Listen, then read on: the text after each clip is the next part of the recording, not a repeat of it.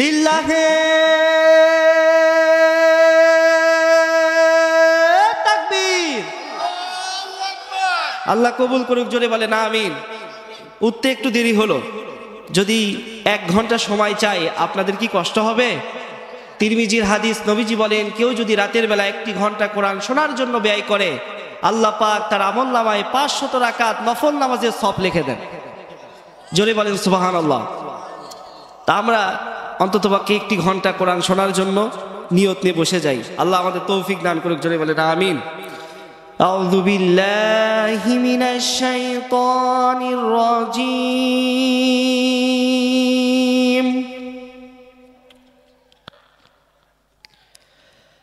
বিসমিল্লাহির রহমানির রহিম।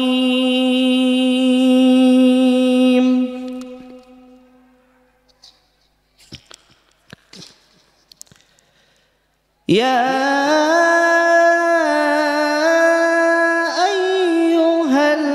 আইয়ুহাল্লাযীনা আমানু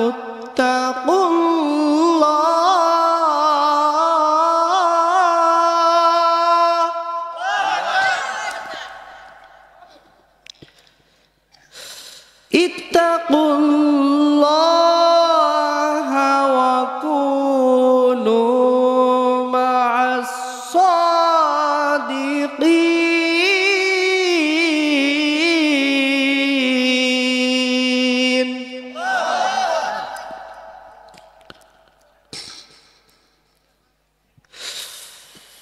ইয়া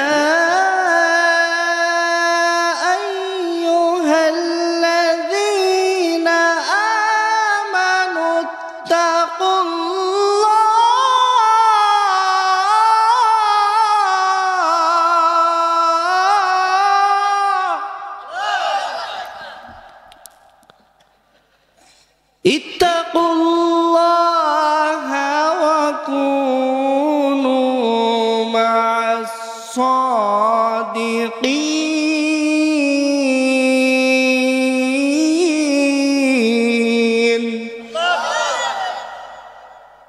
وقال الله تعالى في شان رسول الله صلى الله عليه وسلم إن الله وملائكته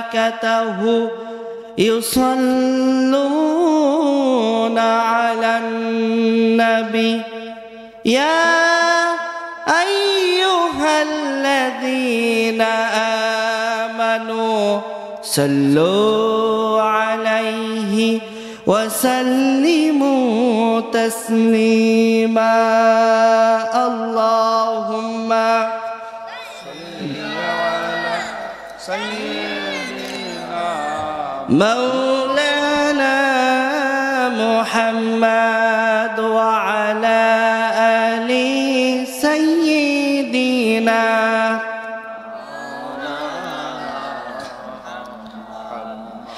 কেমন করে ঘুমাও তুমি, কেমন করে ঘুমাও তুমি ফজর করে কাজা, এমনও তো হতে পারে জোহরে জানাজা। ঠিক কিনা? যদি ফজরের নামাজ কাজা করে ঘুমিয়ে পড়ি আর জোহরের পূর্বে যদি আমাদের মৃত্যু হয়ে যায়, জোহরের সময় বাঁশ কাটা হবে, কবর খনন করা হতে পারে কিনা? কেমন করে ঘুমাও তুমি, কেমন করে ঘুমাও তুমি ফজর করে কাজা, এমনও তো হতে পারে জোহরে জানাজা। আল্লাহুম্মা সাইয়্যিদিনা মাওলানা মুহাম্মদ ওয়া আলা আলি সাইয়্যিদিনা। বালাগাল উলা বিকামালিহি কাশাফাদ দুজা বিজামালিহি হাসুনাতি জামিউ খিসালিহি সাল্লু আলাইহি ওয়া আলিহি। আলহামদুলিল্লাহি রাব্বিল আলামিন। জনাব সভাপতি হযরত মাওলানা মোহাম্মদ নাজির উদ্দিন, শিক্ষক কল্যাণী উচ্চ বিদ্যালয়, আল্লাহ পাক তার এই গোলামকে এই মাহফিলের জন্য কবুল আর মঞ্জুর করুন। জোরে বলেন আমিন। আরো জোরে বলেন। তার জন্য দোয়া করলে গুনাহ হবে? আমাদের কোনো ক্ষতি হবে? বরং নবীজি বলেছেন, কেউ যখন কারো জন্য দোয়া করে, আল্লাহ পাক বলেন বান্দার প্রয়োজন থাকা সত্ত্বেও যখন অন্যর জন্য দোয়া করেছে, এর মানে হচ্ছে ওই বান্দার কোনো অহংকার নেই। আর যে ব্যক্তির কোনো অহংকার নেই তাকে আমি আল্লাহ পাক ভালোবাসি। সুতরাং আমি যেহেতু তাকে ভালোবাসি, অন্যর নিজের প্রয়োজন থাকা সত্ত্বেও অন্যর জন্য দোয়া করেছে, এই জন্য আমি আল্লাহ যার জন্য চেয়েছে তাকে তো দেবই, বরং যিনি দোয়া করেছে তাকে আগে দিয়ে এরপরে যার জন্য চেয়েছে তাকে দান করলাম। জোরে বলেন সুবহানাল্লাহ। এই জন্য আমরা যদি কারো জন্য দোয়া করি, এই দোয়ার ফিডব্যাক কে আগে পাবে? আমরা নিজেরাই আগে পাবো, ঠিক কিনা বলেন? এই জন্য মন খুলে বলছি, আল্লাহ পাক তার গোলামকে কবুল করুন, হায়াতে তৈবা দান করুন, আমিন। আজকের মাহফিলের সহসভাপতি আলহাজ মোহাম্মদ আমজাদ হোসেন, আল্লাহ পাক তাকেও কবুল আর মঞ্জুর করুন। সহসভাপতি আছেন আলহাজ মোহাম্মদ গোলাম রব্বানী। আজকের মাহফিলের সম্মানিত প্রধান অতিথি আলহাজ মাওলানা দবিবুর রহমান, এই অঞ্চলের মাটি ও মানুষ, এই অঞ্চলের মেহনতি মানুষের নেতা, যিনি কোরআনের আন্দোলন, ইসলামী আন্দোলনের একজন সিফাসালা, ঠিক কিনা? আল্লাহ পাক তাকে ইসলামের জন্য কবুল আর মঞ্জুর করুন এবং তার নেতৃত্বে আমাদের সবাইকে ঐক্যবদ্ধ হয়ে থাকার তৌফিক দান করুন। যত অতিথি রয়েছেন, বিশেষ করে আমার পূর্বে আলোচনা করলেন হাফেজ মাওলানা আলী আসগার শেরপুরি সহ আমার ভাই মাওলানা আব্দুল্লাহ আল মামুন, হাফেজ মাওলানা লোকমান হোসেন, সবার জন্য দোয়া করি আল্লাহ পাক সবাইকে কবুল আর মঞ্জুর করুন। দুনিয়াতে এবং আখিরাতে উভয় জগতে তাদেরকে সম্মান বাড়িয়ে দিন। জোরে বলেন আমিন। সম্মানিত উপস্থিতি, মহান আল্লাহ রব্বুল ইজ্জাত আল জালালের শুকর গুজার করছি, যেই মহান মনিব এত রাত্রি পর্যন্ত আমাদেরকে বিছানাকে হারাম করে কোরআনের শোনার জন্য কোরআনের মাহফিল অর্থাৎ জান্নাতের বাগানে বসা তৌফিক ইনায়েত করেছেন। সকলে বলছি আলহামদুলিল্লাহ। আপনাদের আলহামদুলিল্লাহর আওয়াজ শুনে মনে হচ্ছে আপনারা খুব বেশি একটা খুশি না। খুশি? জোরে বলেন খুশি? মনে হচ্ছে না যে খুব একটা খুশি।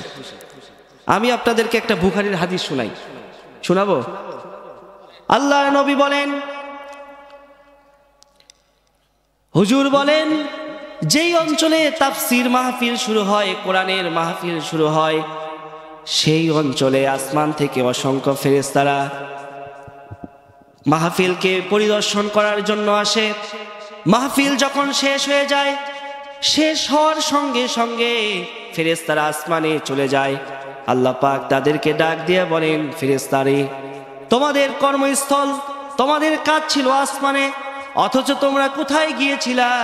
ফেরেশতারা ডাক দিয়া বলে, রব্বুল আলামিন, দুনিয়ার কেউ যদি না জানে, একজন জানে, আপনারা বলেন তো তিনি কে? ফেরেশতারা বলে, রব্বুল আলামিন, কোথায় গিয়েছিলাম, কি করেছি, দুনিয়ার কেউ না জানলে আপনার অজানা নয়, আপনি নিশ্চয়ই জানেন আমরা কোথায় গিয়েছিলাম। রব্বুল আলামিন ডাক দিয়া বলেন, ফেরেশতারে, আমি তো জানি, তারপরেও তোমাদের কাছ থেকে শুনতে চাই। ফেরেশতারা ডাক দিয়া বলে, রব্বুল আলামিন, আপনি যেহেতু আমাদের কাছ থেকে শুনতে চেয়েছেন, এই জন্য আমরা বলছি, আমরা গিয়েছিলাম চর বিনোদপুর সাহেববাড়ি ঘাট জামে মসজিদের উন্নয়ন কল্পে তাফসিরুল কোরআন মাহফিল হয়েছিল, ওই মাহফিলকে পরিদর্শন করার জন্য আমরা গিয়েছিলাম। রব্বুল আলামিন ডাক দিয়া বলেন, ফেরেশতারা, তোমরা ওই মাহফিল পরিদর্শন করতে গিয়ে কি দেখলা? ফেরেশতারা বলে, রব্বুল আলামিন, আমরা দেখলাম আপনার অসংখ্য বান্দারা শীতের মাঝে শীতকে উপেক্ষা করে, বিছানাকে উপেক্ষা করে, আরামকে উপেক্ষা করে কোরআন শোনার জন্য তাফসিরুল কোরআন মাহফিলে বসে গিয়েছে। রব্বুল আলামিন ডাক দিয়ে বলেন, তাফসির শোনার জন্য বসে গিয়েছে, বুঝলাম কি করলো তারা, এত রাত পর্যন্ত বসে বসে থেকে তারা কি করলো? ফেরেশতারা বলে, রব্বুল আলামিন, তারা আপনার জিকির করেছে। জোরে বলেন সুবহানাল্লাহ। আমাদের প্রথম সাক্ষী দিল কারা? ফেরেশতারা। আমরা এখানে কি করতেছি? জিকির করতেছি।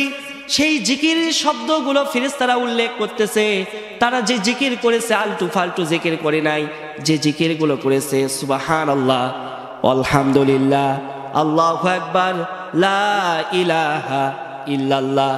আল্লাহ পাক ফেরেশতাদেরকে ডাক দিয়ে বলেন, ফেরেশতারে যারা আমার জিকির করেছে তারা কি আমাকে দেখেছে নাকি? রাআইনি। ফেরেশতারা ডাক দিয়ে বলেন, না, তারা আপনাকে দেখে নাই, না দেখেই তারা জিকির করেছে। রব্বুল আলামিন ডাক দিয়া বলেন, ফেরেশতারা যারা আমাকে না দেখে জিকির করেছে তারা যদি আমাকে দেখতো তাহলে কেমন জিকির করতো? জোরে বলেন সুবহানাল্লাহ। ফেরেশতারা ডাক দিয়া বলেন, তারা যদি আপনাকে দেখতো আসাদ্দাল ইবাদত, তারা যদি আপনাকে দেখতো এত কঠিন ভাবে তারা ইবাদত করত, ওই ইবাদত থেকে তারা আর কোনো কাজে মনোনিবেশ করতো না। এরপরে আল্লাহ পাক বলেন, আর তোমরা কি দেখেছো? ফেরেশতারা বলে, রব্বুল আলামিন দোয়া করার সময় আপনার কাছে জান্নাত চেয়েছে, জান্নাত কামনা করেছে, জাহান্নাম থেকে পরিত্রাণ চেয়েছে। আল্লাহ পাক ডাক দেয়া বলেন, যেই জান্নাত তারা দেখেছে চেয়েছে সেই জান্নাত কি তারা দেখেছে নাকি? ফেরেশতারা ডাক দেয়া বলেন, না, জান্নাত দেখে নাই, কারণ জান্নাত তো বেঁচে থাকতে দেখার কোনো সুযোগ নেই, সুতরাং জান্নাত দেখার কোনো প্রশ্ন আসে না। আল্লাহ পাক বলেন, জান্নাত দেখে নাই, কিসের ভিত্তিতে তারা চেয়েছে? ফেরেশতারা ডাক দেয়া বলে, রব্বুল আলামিন আপনি কোরআনে জান্নাতের বর্ণনা করেছেন, হাদিসের ভিতরে রাসূলুল্লাহ জান্নাতের বর্ণনা দিয়েছে। জান্নাত সুখের জায়গা। দুনিয়ার জীবনে যারা আপনার ইবাদত করবে তারা অনন্তকাল সুখে থাকবে। After life update, eternal life, successful life, এই জীবনে তারা সফলভাবে থাকবে চিরন্তদিন।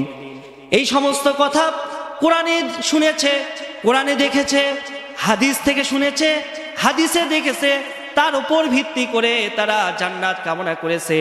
রব্বুল আলামিন বলেন, তারা কি জান্নাত দেখেছে? না, জান্নাত দেখে নাই। জান্নাত না দেখে যদি জান্নাত এমন কঠিন ভাবে তারা চায়, যদি তারা জান্নাত দেখতো তাহলে কেমন হতো? ফেরেশতারা ডাক দিয়ে বলে, যদি তারা জান্নাত দেখতো কখনোই তারা জান্নাত ছাড়া অন্য কোনো কিছু কামনা করতো না। এরপরে কি করেছে? ফেরেশতারা বলে, জাহান্নাম থেকে পরিত্রাণ চেয়েছে। জাহান্নাম কি তারা দেখেছে নাকি? না, তারা জাহান্নাম দেখে নাই। যদি জাহান্নাম দেখতো তাহলে কি করত? ফেরেশতারা বলে, রব্বুল আলামিন যদি তারা জাহান্নাম দেখতো তাহলে এমন কোনো কাজ তারা করতো না যেই কাজ করলে তাদেরকে জাহান্নামের দিকে যেতে হবে। ওই কাজ থেকে তারা দূরে থাকতো। পৃথিবীর সব কাজ তারা করতো, কিন্তু আপনার কোনো নাফরমানি করতো না, রাসূলুল্লাহর নিয়মের কোনো বাহিরে তারা যেত না। যদি জাহান্নাম তারা স্বচক্ষে দেখতো। আল্লাহ পাক বলেন, ফেরেশতারা যারা জাহান্নাম না দেখেই জাহান্নাম থেকে পরিত্রাণ চেয়েছে, জান্নাত না দেখেই জান্নাত আমার কাছে কামনা করেছে, আমি আল্লাহকে না দেখেই যারা আমি আল্লাহর জিকির করেছে, তোমরা সাক্ষী থেকো। ওই মাহফিলে যারা শোনার জন্য গিয়েছে এবং বলার জন্য এসেছে, উভয়কে আমি আল্লাহ রব্বুল আলামিন তোমাদের সাক্ষী রেখে কদ গফারতু, আমি আল্লাহ তাদের সবার জীবনের গুনাহগুলো ক্ষমা করে দিয়ে দিলাম। জোরে বলেন সুবহানাল্লাহ। এবার বলেন তো, এখানে এসে কি আমাদের লস হয়েছে? আরো জোরে বলেন, লস হয়েছে? তা লসে পড়েছে কারা? যারা এসেছে না যারা আসে নাই? যারা আসে নাই তারা লসে পড়েছে। সুতরাং আগামী একটি বছর, এই আগামী বছরের মাঝে আর কিন্তু এই এলাকায় কোরআনের মাহফিল বসবে। একটা বছর যদি হায়াত আল্লাহ আমাদেরকে দেন তাহলে পাবো। যদি আল্লাহ হায়াতে না রাখেন তাহলে এই সুযোগ কিন্তু আর আমরা পাবো, জোরে বলেন, পাবো না। সুতরাং আমি আপনাদেরকে বিনয়ের সাথে বলবো, যারা বাহিরে আছেন দ্রুত চলে আসেন। আরেকটি অনুরোধ করি, যে যেখানে আছেন আপনাদের মাহফিলেই আসা উচিত, কারণ আপনারা মেজবান, আমরা হচ্ছি কি মেহমান। তো কোরআনের দাওয়াত দিয়েছেন, সেই দাওয়াতে যদি আপনারা নিজেরাই উপস্থিত না হন, কিয়ামতের দিন কি জবাব দিবেন? আল্লাহ রাব্বুল আলামিন বলেন, وَإِذَا قُرِئَ الْقُرْآنُ فَاسْتَمِعُوا لَهُ وَأَنصِتُوا لَعَلَّكُمْ تُرْحَمُونَ। জোরে বলেন আল্লাহু আকবার। আরো জোরে বলেন আল্লাহু আকবার। আল্লাহর নবী বলেন, কেউ যখন কোরআন শোনে, কোরআন শোনার পর হৃদয় থেকে, হৃদয় নিংড়ানো ভালোবাসা দিয়া যদি আল্লাহর নাম বলে, আমি নবীজি বললাম বাইনাস সামাওয়াতি ওয়াল আরদ, আকাশ এবং জমিনের মাঝে যত ফাঁকা জায়গা থাকবে সমস্ত ফাঁকা জায়গা পরিমাণ সব ওই বান্দার আমলনামায় আল্লাহ পাক লিখে দেবেন। এই জন্য যতক্ষণ থাকবো আল্লাহর নাম নিতে আমরা রাজি আছি না নাই? সবাই বলেন রাজি আছি।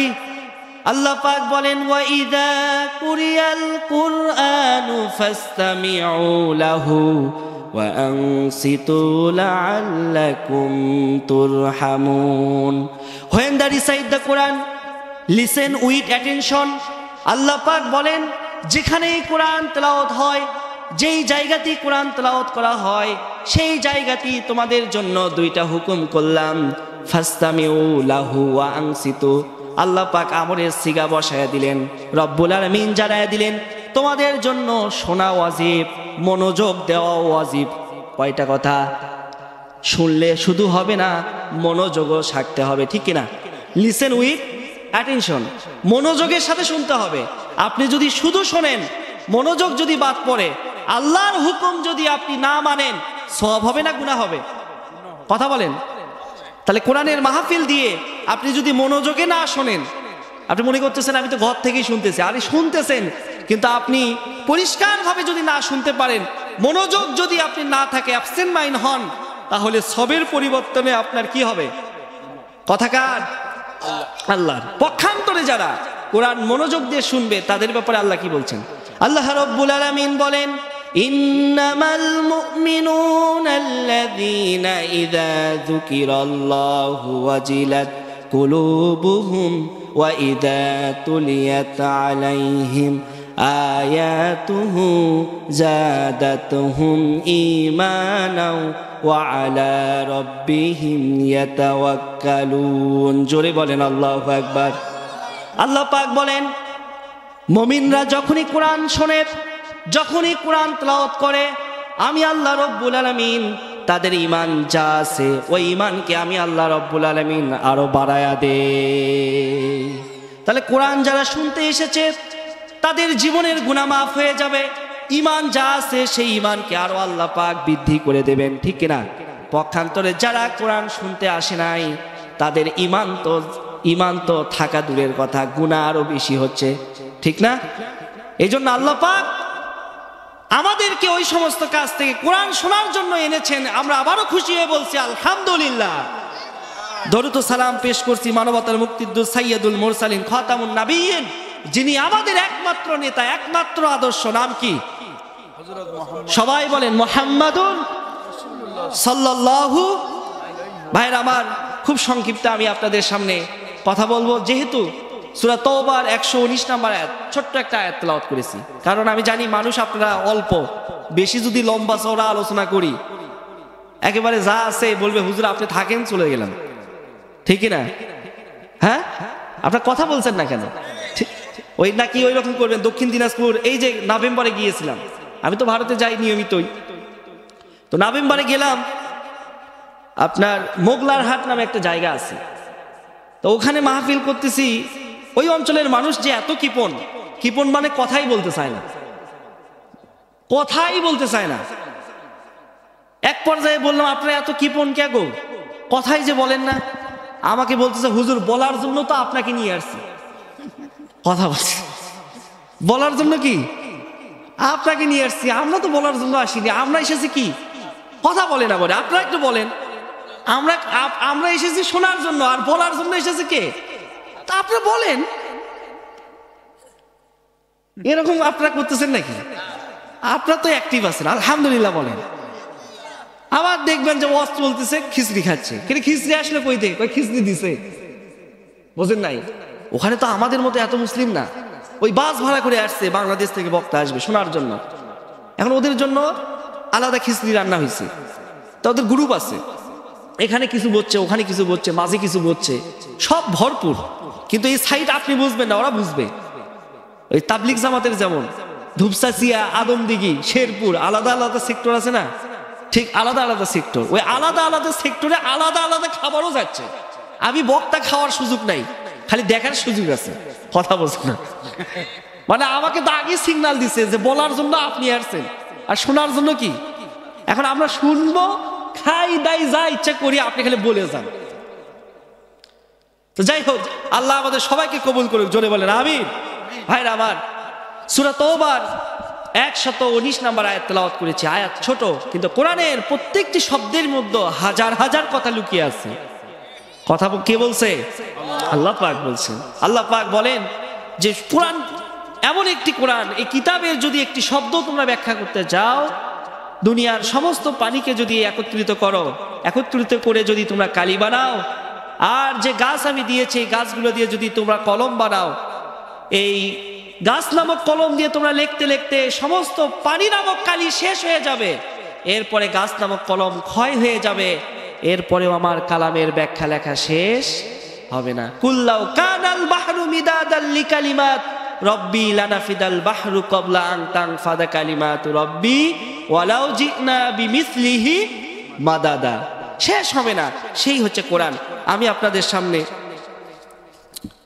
সূরা তওবার কত নাম্বার আয়াত বলেছি? 119 নাম্বার আয়াত। এখান থেকে আমরা কিছু কথা শুনবো।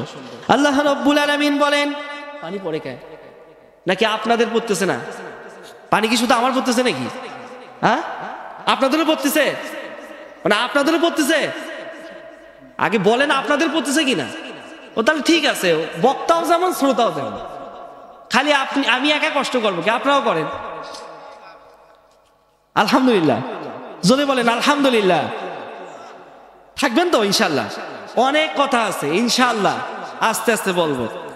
আল্লাহ রাব্বুল আলামিন বলেন, ইয়া আইয়ুহাল্লাযীনা আমানুত্তাকুল্লাহা ওয়া কুনু মা'আস সাদিকিন। জোরে বলেন আল্লাহু আকবার।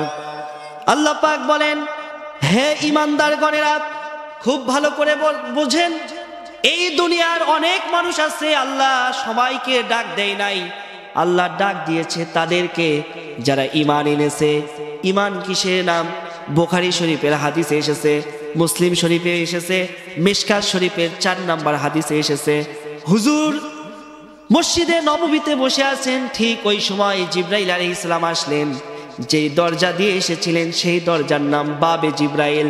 হুজুর সাল্লাল্লাহু আলাইহি সাল্লাম যেখানে শুয়ে আছেন তার পায়ের পিছনে, পায়ের পাশেই একটা দরজা, ওই দরজাকে বলা হয় পায়ের সাইডে যেই দরজা, ওই দরজাকে বলা হয় বাবে জিবরাইল। ওই দরজা দিয়ে এসে হুজুরকে মানুষের আকৃতিতে প্রশ্ন করলেন, আনিল ঈমান, আনিল ইসলাম, আনিল ইহসান। প্রশ্ন করছে কয়টা? এর মধ্যে কি আছে? আনিল ঈমান। ঈমান কি? ঈমান কি? আমার নবীজি ঈমানের ব্যাখ্যায় যেই জবাব দিয়েছে সেই কথা আমি আপনাদেরকে বলছি। যারা পারেন আমার সঙ্গে ঠোঁট মিলিয়ে পড়েন। আল্লাহর নবী জবাব দিয়েছেন, আমানতু বিল্লাহি ওয়া মালাইকাতিহি ওয়া কুতুবিহি ওয়া রুসুলিহি ওয়াল ইয়াউমিল আখিরি ওয়া কদরি ওয়া খাইরিহি ওয়া শাররিহি মিনাল্লাহি তাআলা ওয়াল বাসি ওয়াল বাদাল মাউত। কয়টা কথা? 8টা কথা বলেছেন আমার নবীজি। বলেছেন 1 নাম্বার কার প্রতি বিশ্বাস? আরো জোরে বলেন, কার প্রতি বিশ্বাস? আল্লাহর প্রতি বিশ্বাস। 2 নাম্বার রাসূলের প্রতি বিশ্বাস। 3 নাম্বার ফেরেশতাদের প্রতি বিশ্বাস। 4 নাম্বার কোরআনের প্রতি বিশ্বাস, ঠিক কিনা? 5 নাম্বার আখিরাতের প্রতি বিশ্বাস। 6 নাম্বার তাকদীরের প্রতি বিশ্বাস। এভাব করে আল্লাহ পাক বলেছেন, আল্লাহর নবী বলেছেন, প্রথমে আল্লাহর প্রতি যে বিশ্বাস রাখে, রাসূলের প্রতি যে বিশ্বাস রাখে, কিতাবের প্রতি যে বিশ্বাস রাখে, ফেরেশতাদের প্রতি যে বিশ্বাস রাখে, তোমরা সাক্ষী দাও ওই ব্যক্তি ঈমানদার। এবার আপনারা বলেন তো, আমরা কি ঈমানদার না বেঈমান? সবাই বলেন ঈমানদার না বেঈমান? তাহলে আল্লাহ পাক দুনিয়ার সবাইকে ডাক দেয়নি, ডাক দিয়েছে তাদেরকে যারা আল্লাহর প্রতি ঈমান এনেছে, আল্লাহকে বিশ্বাস করে, রাসূলকে বিশ্বাস করে, কিতাবকে বিশ্বাস করে, তাদেরকেই ডাক দিয়েছে। আল্লাহ পাক বলেন, ইয়া আইয়ুহাল্লাযীনা আমানুত্তাকুল্লাহা ওয়া কুনু মা'আস সাদিকিন। জোরে বলেন আল্লাহু আকবার। আল্লাহ পাক অপর আয়াতে বলেন, ইয়া আইয়ুহাল্লাযীনা আইয়ুহাল্লাযীনা আমানুত্তাকুল্লাহা হাক্কা তুকাতিহি ওয়া লা তামুতুন্না ইল্লা ওয়া আনতুম মুসলিমুন। জোরে বলেন আল্লাহু আকবার। আমার ভাইয়েরা, এই জায়গায় যারা বসে আছেন এখানে অনেকেই শিক্ষিত আছে, আবার অনেকে খেটে খাওয়া মানুষ আছে। আমি খুব সহজ করে আপনাদেরকে বুঝাতে চাই যেন কথাটা যারা শিক্ষিত তারাও বোঝে, যারা শিক্ষিত নয় খেটে খাওয়া মানুষ, কোরআন হাদিসের সঙ্গে যাদের খুব একটা সংযোগ কানেকশন নেই তারাও যেন বোঝে। বুঝাবো, খুব সহজ করে বুঝাবো, খুব ভালো করে খেয়াল করেন। আল্লাহ বলছেন ইয়া আইয়ুহাল্লাযীনা আমানু, কাদেরকে ডাক দিয়েছেন? বলেন কাদেরকে ডাক দিয়েছেন? ঈমানদার।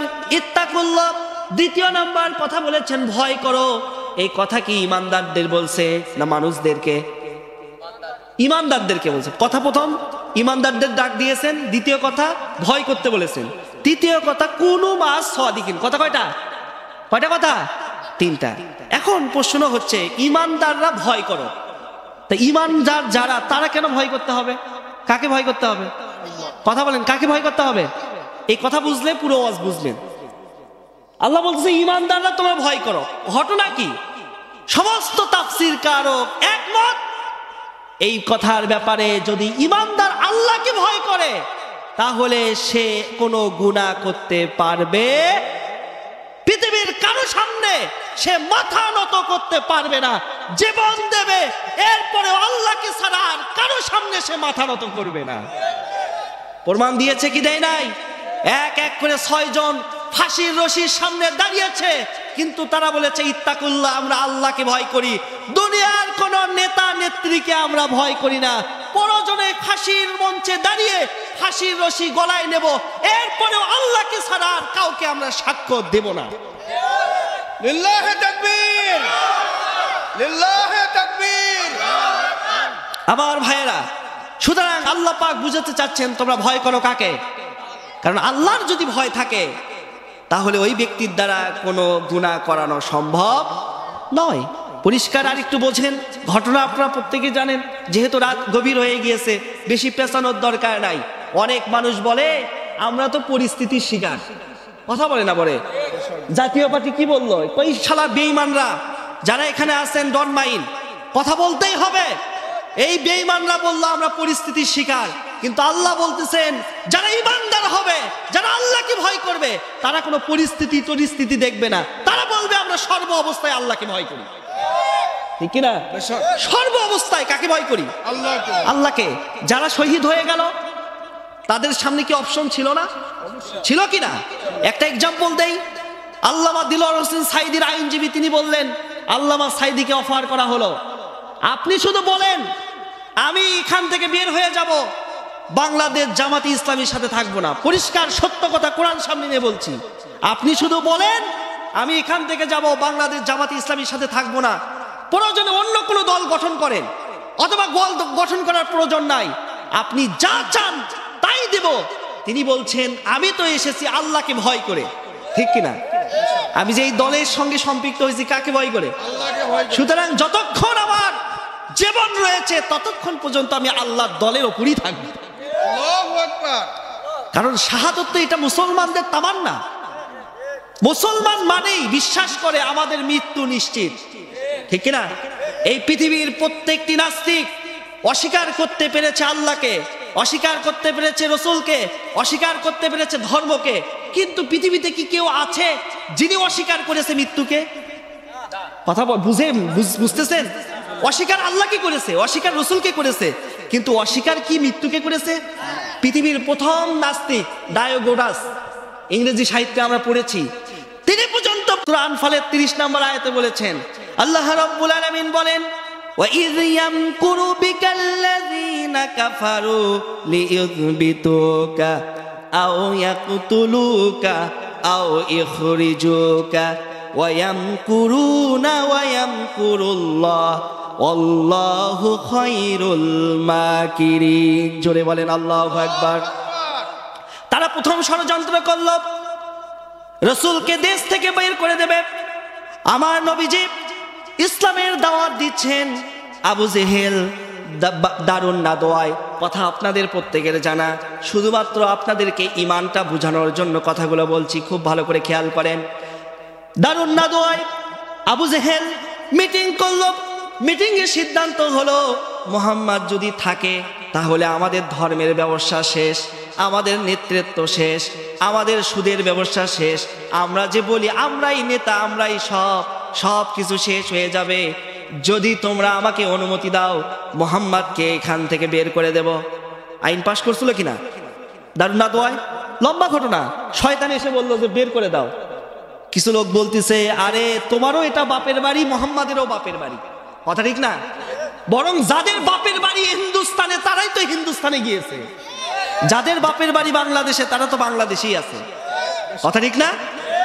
তো কিছু লোক বলল আরে তুমি যে মুহাম্মদকে বের করে দিতে চাচ্ছ, মুহাম্মাদের জন্মই তো এখানে, এখনো আছে আবু জেহেলের বাড়ির পাশেই।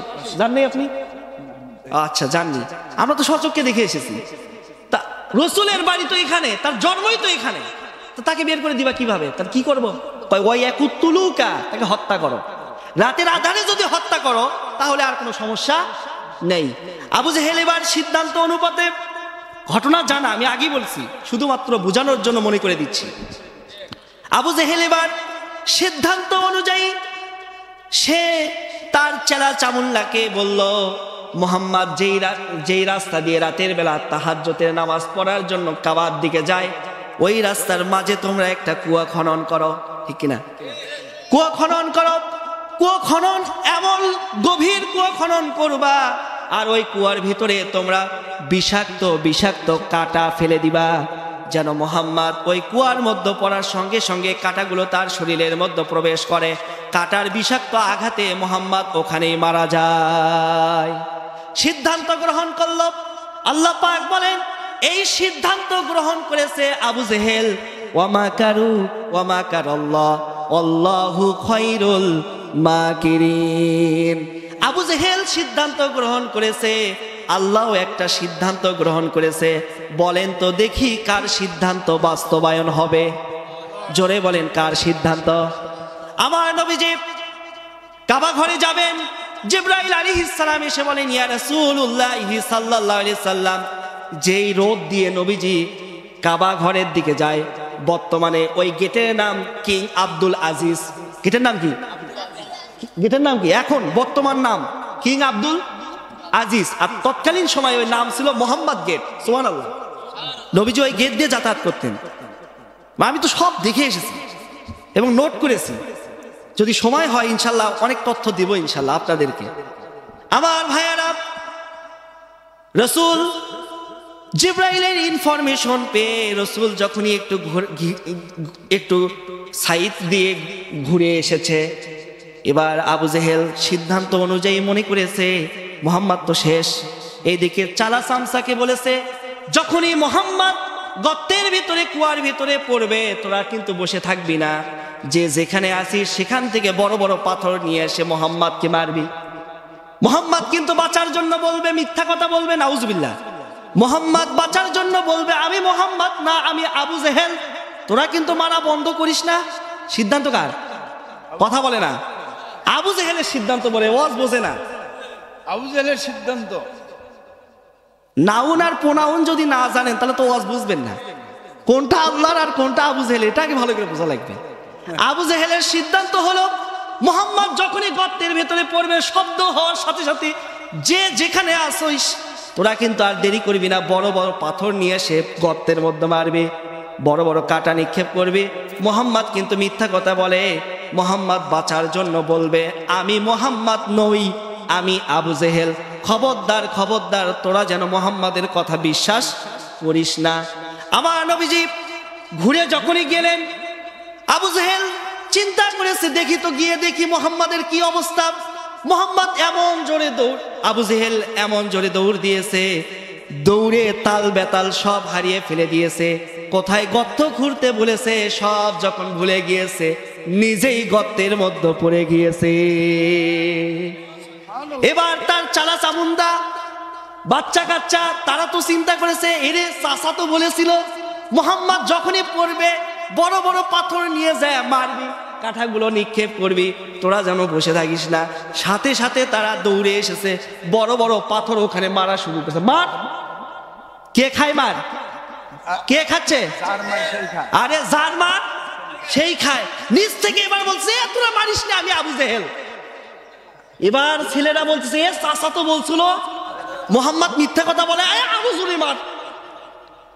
ঠিক কিনা? ওয়ামা কারু ওয়ামা কান আল্লাহ আল্লাহু খায়রুল। ট্রাইব্যুনাল গঠন করেছিল ফাঁসি দেওয়ার জন্য, ফাঁসি দিতে পেয়েছে মাত্র 11 জনকে। অথচ ওই ট্রাইব্যুনালে আল্লাহ পাক তাদেরকে একজন না দুইজন না, এই পর্যন্ত 200 জনের নামে মানবতা বিরোধী মামলা হয়ে গেছে। নিজের ট্রাইব্যুনালে নিজেই গর্তে পড়ে গেছে। সুবহানাল্লাহ বলবেন না? এই জন্য জুলুম আল্লাহ পাক সহ্য ছেড়ে দেন না, একটু ঢিল দেন। এই ঢিল দেওয়াটা মনে করো না, যারা আয়না ঘরের সঙ্গে ছিল তারা মনে করেছিল আমরাই স্বর্গ। এই কথাগুলো বললে অনেকে মন খারাপ করতে পারেন। ভাই আমি আপনাদের অনুরোধ করে বলি, এই কথাগুলো কেন বলছি? আগামী দিনে যেন কেউ যেন আর স্বৈরাচার না হন, এটাই জন্য বলছি। আগামী দিনে কেউ যেন আয়না ঘরের যেন প্রধান না হন, এই কথা যেন স্মরণ রাখেন। যেই গর্ত খুঁড়েছিল সেই গর্তে নিজেই পড়েছে। সুতরাং ভবিষ্যতে আমরা যদি গর্ত খনন করি, ওই গর্তে কিন্তু আমাদেরও পড়তে হতে পারে। ঠিক কিনা? যারা নিষিদ্ধ করেছিল, আরে যাদেরকে নিষিদ্ধ করেছিল তারা তো একেবারেই দুনিয়া থেকে নাই হয়ে যায় নাই, এই বাজারেই ছিল, তাদের বাড়িতেই ঘোরাফেরা করতো, মাঝে মধ্যে একটু মামুর বাড়িতে যাইতো। কথা ঠিক কিনা? আর ওই ব্যাপারে তো নবীজি বলছেন, আর দুনিয়া সিজ্জুল মুমিনিন, এই দুনিয়া হচ্ছে মুমিনদের জন্য, কথা বলেন না কেন, আর কাফের মুশরিকদের জন্য জান্নাত। সুতরাং তারা তো এই দুনিয়াটা একটা কারাগারি মনে করে, ওই কারাগার থেকে আরেকটু ছোট কারাগারে যাইতো। এই হচ্ছে অবস্থা। আর তোমাদের জন্য জান্নাত হয়ে গেছে জাহান্নাম। ঠিক কিনা বলেন? এই জন্য ভাইরা আমার, আল্লাহ পাক বলছেন কেউ যখন আল্লাহকে ভয় করে তার দ্বারা কখনো গুনাহ করা সম্ভব, কারো কাছে মাথা নত করা সম্ভব, জীবন দিয়ে দেবে হাসতে হাসতে, কিন্তু কারো সামনে সে মাথা নত করবে না। আমরাও বলছি আল্লাহর আইন ছাড়া আর কারো আইন আমরা মানতে রাজি। কথা বলেন ঠিক কিনা? কারণ আমরা একজনের আইন মানতে চাই, তিনি কে? যত বিপদ, যত মুসিবত, যা কিছু আসুক না কেন, আমরা সর্ব অবস্থায় আল্লাহর আইনের উপর, আল্লাহর প্রতি যে ঈমান এনেছি সেই ঈমানের উপর আমরা ইস্তিকামাত থাকতে চাই। ঠিক কিনা বলেন? সাহাবা ইকরাম রিদওয়ানুল্লাহি আজমাইন, তারা এই ঈমানের জন্য জীবন দিয়েছে, এরপরেও মাথা নত করে নাই। আমার বন্ধুগণ, আমার নবীজির সঙ্গে আমার নবীজির সাহাবীরা মদিনায় গেলেন। অনেক সাহাবীর ঘটনা আপনারা জানেন, একজনের নাম বলছি, হযরতে খুবাইব রাদিয়াল্লাহু তাআলা আনহু। বুখারী শরীফে তার ব্যাপারে হাদিস এসেছে। হযরতে খুবাইবকে মক্কা থেকে তার আপনজনেরা গিয়ে বলল, খুবাইব তুমি মক্কা থেকে মদিনা থেকে মক্কায় আসো, আমরা তোমার হাতে হাত রেখে কালেমা পড়ে মুসলমান হয়ে যাব। শুধু তাই নয়, আমাদের আত্মীয় স্বজন তারাও মুসলমান হয়ে যাবে। তুমি তাদেরকে মুসলমান হওয়ার পরে কোরআন শিক্ষা দিবা। কি শিক্ষা দিবা? জোরে বলেন, কি শিক্ষা দিবা? হযরতে খুবাইব সরল মনে, সরল বিশ্বাসে তিনি তাদের সঙ্গে চলে আসলেন মক্কায়। মক্কায় আসার পর তার উপর নির্যাতন চালানো হলো। নির্যাতনের কারণ একটাই, আল্লাহকে বাদ দিয়ে আমাদেরকে মানো, মুহাম্মাদের প্রতি যে ঈমান এনেছো, মুহাম্মাদের প্রতি ঈমান বাদ দিয়ে আমাদেরকে নেতা মানো। যেই সংবিধান হিসেবে কোরআন তোমরা মেনে নিয়েছো, ওই সংবিধানকে বাদ দিয়ে আমাদের তৈরি করা সংবিধান মেনে নাও। হযরত খুবাইব রাদিয়াল্লাহু তাআলা আনহু বলেন, আমি বলেছি আমানতু বিল্লাহ, মুহাম্মাদুর রাসূলুল্লাহ বলেছি লা ইলাহা ইল্লাল্লাহু মুহাম্মাদুর রাসূলুল্লাহ। আমার জীবন চলে যাবে, এরপরেও আমি ঈমানের কাছ থেকে এক চুল পরিমাণ সরে আসব না। যতদিন বেঁচে থাকব আল্লাহর আনুগত্য করব, আল্লাহর আনুগত্য ছাড়া আর দুনিয়ার কারো আনুগত্য আমি মানব না। আমি যতদিন বেঁচে থাকব আমি নেতা হিসেবে মুহাম্মাদুর রাসূলুল্লাহ সাল্লাল্লাহু আলাইহি সাল্লামকে মানব। এমন কাউকে মানব না যিনি সকালবেলা সত্য বলে, বিকেলবেলা মিথ্যা বলে, সকালবেলা বলে জনগণের সাথে আছি, সন্ধ্যাবেলায় মদের বোতল ছাড়া তার ঘুম হয় না। ঠিক কিনা বলেন? নেতারা মঞ্চে আসে, হাইরে কর্মীর স্লোগান, কর্মীরাও বাবারে অন্ধভক্ত 200 টাকার জন্য বিশেষণ দেয় যে আমাদের নেতা এমন নেতা, মাটিও মানুষের নেতা। কিসের নেতা? কথা বলে কিনা? একজন চালাক মানুষ, সে বলতেছে আরে ভাই মাটিক মারলেও তো মাটি কথা বলে না, মাটিক যদি আপনি আঘাত করেন কথা বলবে? তা আপনার নেতা যদি মাটিও মানুষের হয় দেখি তো একটু পরীক্ষা করে। তা কর্মী তো বলেও ভুল করছে, নেতা এবার বলতেছে আসো পরীক্ষা করো, কি করবা? উনি তো আর চিন্তা করিনি কোন পরীক্ষায় পড়তেছে। তো এমন চালাকের চালাক শ্রোতা এসেই এক গালে থাপ্পড়। কথা বলেন, থাপ্পড় যখন মারছে নেতার কি রাগ ঠান্ডা না গরম? কিন্তু কিছু তো বলতে পারতেছে না। কর্মী তো বিশেষণ দিছে এমন নেতা, মাটিও মানুষের নেতা, মাটিকে মারলেও যেমন কথা বলে না, তার নেতাকে মারলেও তো কথা বলবে না। প্রয়োজন আরেকটা গাল পাতে দেবে, কিন্তু কর্মী উপরে শুধু খালি খোশবস করতেছে যে কোন জায়গায় নিয়ে আসলো আর কি বলে মার খাওয়ায় নিচ্ছে। শুধু রাত হোক এরপরে খবর আছে, আছে না নাই? দিনের বেলা কিছু বলে না, কিন্তু রাতের বেলা পুলিশদের ধরে, আছে না নাই? নেতার কথা শুনে আমরাও এমন হুজুগে, আমি দুঃখ করে বলি এই নির্বাচনের আগে গত বছর যে মাহফিলগুলো করেছি দুঃখ নিয়ে এই কথা বলেছি, আমরা এমন মুসলমান, আরে একটা মুরগির দাম মিনিমাম 300-400 টাকা। কম বললাম নাকি? আরে মুরগির দাম তো আরো বেশি। ঠিক কেমনে হলো 300 টাকা মুরগি দেবে? ছোটখাটো মুরগি, ছোটখাটো মুরগি। তার মানে আপনাদের এলাকায় ছোট মুরগি পাওয়া যায়? ছোট মুরগি পাওয়া। তো একটা মুরগির দাম 300-400 টাকা, একটা হাঁসের দাম 700-800 টাকা, একটা ছাগলের দাম 6-7 হাজার, 10 হাজার, 12 হাজার টাকা। অথচ আমরা আশরাফুল মাখলুকাত মানুষ, আমাদের দাম কি এই চতুষ্পদ জন্তুর চেয়ে কম না বেশি? জোরে বলেন তো, কম না বেশি? বেশি। অথচ আমরা 20 টাকার একটা বিড়ির টোকলার জন্য সকালবেলার ইমান বিক্রি করে আর একদিকে চলে যাই। কথা ঠিক কিনা বলেন? আমরা মসজিদের মধ্যে বলে আসি ইহদিনাস সিরাতাল, কথা বলেন না কেন? আমরা কার কাছে সাহায্য চাই? আল্লাহর কাছে। ইয়াকা নাবুদু ওয়া ইয়াকা নাস, একমাত্র কার ইবাদত করি? আল্লাহর ইবাদত। এই কথা বলি মসজিদে, বের হয়ে এক প্যাকেট বিড়ির কাছে আমরা ইমান বিক্রি করে দিই। ঠিক কিনা বলেন? বোঝা যায় আমাদের মুরগির চেয়ে দাম কম না বেশি?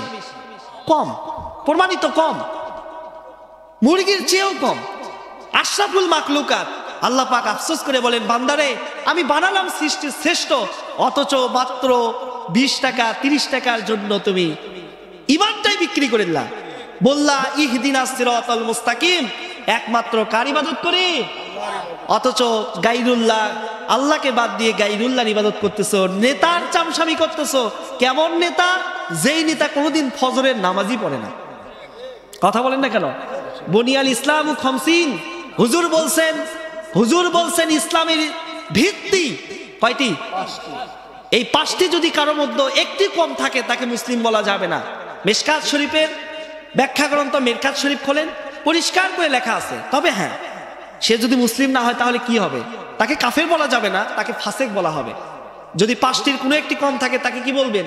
ফাসেক। তার প্রথম নাম্বার শাহাদা, আল্লাহ ইলাহা ইল্লাল্লাহ। তাহলে পৃথিবীতে কোনো জিনিস না দেখে সাক্ষ্য দেওয়া জায়েজ আছে? কথা বলেন না, দেখে না দেখে সাক্ষ্য দেওয়া জায়েজ আছে? কোনো জিনিস সাক্ষ্য দেওয়া জায়েজ নাই। অথচ আমাদের দেশে যার বয়স 5 বছর সেও নাকি মুক্তিযুদ্ধের সময় দেখেছে কে ধর্ষণ করেছে আর কে করে নাই। কথা ঠিক কিনা? এই সাক্ষী দেওয়ার কারণে নিরপরাধ 6 জন মানুষকে দুনিয়া থেকে শহীদ করে দেওয়া হয়েছে।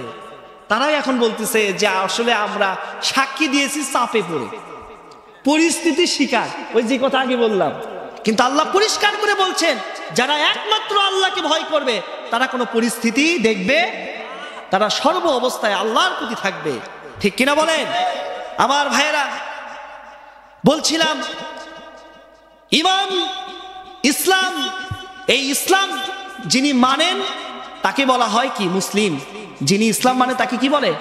মুসলিম। তাহলে ইসলামের ভিত্তি কয়টি? এই 5টি ভিত্তি যারা মানে তাকে বলা হবে মুসলিম। প্রথম শাহাদা, আপনি না দেখে কাদেরকে সাক্ষ্য দিতে পারবেন সেটা কিন্তু হাদিসে আছে, লা ইলাহা মুহাম্মাদুর। তার মানে 2 জন ব্যক্তিকে না দেখেই আপনাকে সাক্ষী দিতে হবে। এই দুইজনের বাহিরে আর কাউকে কোনো কিছু না দেখে সাক্ষী দেওয়ার সুযোগ নাই, পরিষ্কার। এরপরে ইকামুস সালাত ওয়া ইতাউজ যাকাত, ঠিক কিনা? রমাদানের রোজা, এরপরে হজ। এই 5টি জিনিস যদি কেউ না পালন করে ওই ব্যক্তিকে মুসলিম বলা যাবে না। কি বলতে হবে? ফাসেক। আবার যেন কাফের বলেন না, তাহলে বলবে হুজুর বলে গেছে, ভুল ফতোয়া দিয়ে গেছে, বিপদে আমি পড়বো। তাহলে ওই ব্যক্তিকে কি বলা যাবে না? মুসলিম বলা যাবে না। অথচ আপনি 5 ওয়াক্ত নামাজ পড়েন। আমি একটা শিক্ষা দেওয়ার জন্য বলছি ভাই, অত বেশি গভীর দরকার নাই, কিছু কথা শোনেন, আমল করেন। আপনি মুসলিম, কেমন মুসলিম? 5 ওয়াক্ত নামাজ পড়েন, শুধু 5 ওয়াক্ত নামাজ, তাহাজ্জুদের নামাজও পড়েন। আপনি মুসলিম, আপনি জমিনে কাজ করেন, এরপরে রমাদানের রোজা ছাড়েন না, হাজারো কষ্ট হওয়া সত্ত্বেও আপনি রমাদানের রোজা রাখেন। আপনি মুসলিম। কেমন মুসলিম? পকেটে 10 টাকা থাকলে 2 টাকা আপনি আল্লাহর ঘরে দান করে দিচ্ছেন, ঠিক কিনা? এমন মুসলিম হওয়া সত্ত্বেও আপনি ভোটের সময় ভোট দিচ্ছেন, এর মানে সাক্ষ্য দিচ্ছেন কাকে? যেই ব্যক্তি ফজরের নামাজই জীবনে পড়ে নাই। কথা ঠিক কিনা বলেন? তাহলে আপনি মুসলিম হয়ে ভোট দিলেন কাকে? ফাসেককে। কথা ঠিক না? আপনি মুসলিম কিন্তু ভোট দিচ্ছেন কাকে? ভোট মানে সাক্ষ্য, সাক্ষ্য মানে সেই ব্যক্তি ভালো, ভালো মানে ওই ব্যক্তি যদি সংসদে যায় তাহলে দেশের উন্নয়ন হবে, সমাজের উন্নয়ন হবে, সমাজের পরিবর্তন হবে, এটাই তো সাক্ষ্য দেওয়া, ঠিক কিনা? আপনি মুসলিম, ভোট দিলেন কাকে? ফাসেককে। কিয়ামতের দিন কি জবাব দিবেন বলেন তো? একটু বিবেক দিয়ে খাটান, এতটুকুই যথেষ্ট ওয়াজের জন্য। আপনি এতটুকুই খাটান, কি জবাব দিবেন আপনি? তাহলে আপনাকে আমাকে একটা সিদ্ধান্ত নিতে হবে। আজকের পর থেকে যদি জীবনে কোনোদিন সাক্ষ্য দেওয়ার সুযোগ আসে, আল্লাহ এবং তার রাসূলকে বাদ দিয়ে বিনা দ্বিধায় না দেখে অন্য কাউকে আমরা সাক্ষী দিব না। আল্লাহু তাকবীর, আল্লাহু তাকবীর। আমরা সাক্ষী দিব তাদেরকে যারা ফজরের নামাজ জামাতে আদায় করে, ঠিক কিনা বলেন? আমরা আছি তাদের সাথে যারা রমজানের রোজা পালন করে, অথচ রোজা নাই, ইফতারে গিয়ে ওই আগে হাজির। কথা বলেন না কেন? ইফতার মাহফিলের প্রধান অতিথি সুরঞ্জিত সেনগুপ্ত, নাউজুবিল্লাহ। নাউজুবিল্লাহ তো এখন বলতেছেন, কয়েক বছর আগে এইরকম দৃশ্য দেখেন নাই? আসতে কইছি, করতে পারি নাই। তখন আসতে বলছো হুজুর। আমার ভাইয়েরা, কোন জায়গায় ছিলাম আমরা? কোন জায়গায় ছিলাম? এই অপরাধ আমাদের, এই অপরাধ কাদের? আমরা বের হয়েছি, আমরা মানে আমরা যারা কলেজে পড়ি, আমরা যারা ইউনিভার্সিটি পড়ি, আমরা বের হয়েছি। আপনারা পারেন নাই, আপনারা ব্যর্থতার শিকার হয়েছেন, তবে আপনারা শরীক হয়েছেন, আলহামদুলিল্লাহ। বেদ তো আমাদের চেয়ে হয়েছে, আবাবিল আল্লাহ আমাদেরকে বানিয়েছিল, আলহামদুলিল্লাহ বলে। আল্লাহু আকবার। যখন দেখেছে এই বুড়োদের হচ্ছে না, যখন দেখেছে এই বুড়োদের হচ্ছে না, তখন আল্লাহ যুবকদের পাঠাইছে। যুবক তো না, শিশু। কথা ঠিক কিনা? শহীদ হয়েছে কারা? বেশিরভাগ কারা? 6 বছর, 7 শিশু। বছর বয়সের। আল্লাহু আকবার। আল্লাহু আকবার। এমন ধাওয়া দিয়েছে, ভাইয়ের জন্মদিন ছিল, শেখ রাসেলের জন্মদিন। এই জন্মদিন উপলক্ষে 16 পদের তরকারি রান্না করছে, একটাও খেতে পারি নাই। মামুর বাড়ি দিল্লি গিয়েছে। অথচ আল্লাহ পাক 16 বছর আগে বলেছিল, বেশি লাফালাফি করো না, আমরা আছি গোড়ায় আর তোমরা আছো আগায়। যদি বেশি লাফালাফি করো, এমন গোড়া ধরে ঝাঁকুনি দেব, মামুর বাড়ি দিল্লি গিয়ে পড়বা। আল্লাহর ওলি বলছে 16 বছর আগে, 16 বছর পরেই কাজে লাগছে, ঠিক কিনা বলেন? কোথায় গেছে? সারা জীবন আমাদেরকে বলছে পাকিস্তানি, পাকিস্তানি, রাজাকার, রাজাকার। অথচ আমরা কিন্তু পাকিস্তানি যাইনি, আমরা আছি কোথায়? বাংলাদেশে। আমরা যাদেরকে বলেছি তোমরা হিন্দুস্তানি, তারা কিন্তু হিন্দুস্তানি গেছে, ঠিক কিনা বলেন? আরে গত কয়েকদিন আগে ফোন দিয়ে বলছে, হুজুর এই জঙ্গলকে নিয়ে যান, মানে ইন্ডিয়া থেকে ফোন দিয়ে বলছে এই জঙ্গলকে নিয়ে যান। আমি বলি কেন? এই এখানে এসে এখানেও শুরু হয়েছে ঝামেলা, মানে যেখানে যাচ্ছে সেখানেই কি, মানে ইঁদুর মার্কা, ইঁদুর মার্কা, যেখানে যাচ্ছে সেখানেই ঝামেলা। ঝামেলা তো একটা না, ঝামেলা শুরু করলো ইসকনকে দিয়া, ঠিক কিনা বলেন? একজন আইনজীবীকে হত্যা করলো, মনে করছে একে দিয়ে যদি একটু ষড়যন্ত্র করে কিছুটা করা যায়, কিন্তু পারলো না। এখন আবার ষড়যন্ত্র শুরু করেছে তাবলিগকে দিয়ে। কথা বলেন, যারা আপনার ফেসবুক, ইউটিউব অথবা নিউজ যারা জানেন, তারা কিন্তু এই বিষয়টা ক্লিয়ার। গত কয়েকদিন আগে তাবলিগ জামাতের মধ্যে 2টা গ্রুপ, একটা সাতপন্থী আর একটা জোবায়েরপন্থী, 2 জনের মধ্যে মারামারি হয়ে জোবায়েরপন্থীর 2 জন আলেম তারা শাহাদত বরণ করেছে। আপনি খোঁজ নিয়ে দেখেন, ওই জায়গাতে ওই আওয়ামী লীগেরই হাত আছে। কারণ ওই সাতপন্থীর অধিকাংশই তো এই আওয়ামী লীগের। এটা পরিষ্কার কথা। যারা যেখানে সহজ মানে ষড়যন্ত্র করতেছে, প্রত্যেকটা ষড়যন্ত্রের মূলে এরা।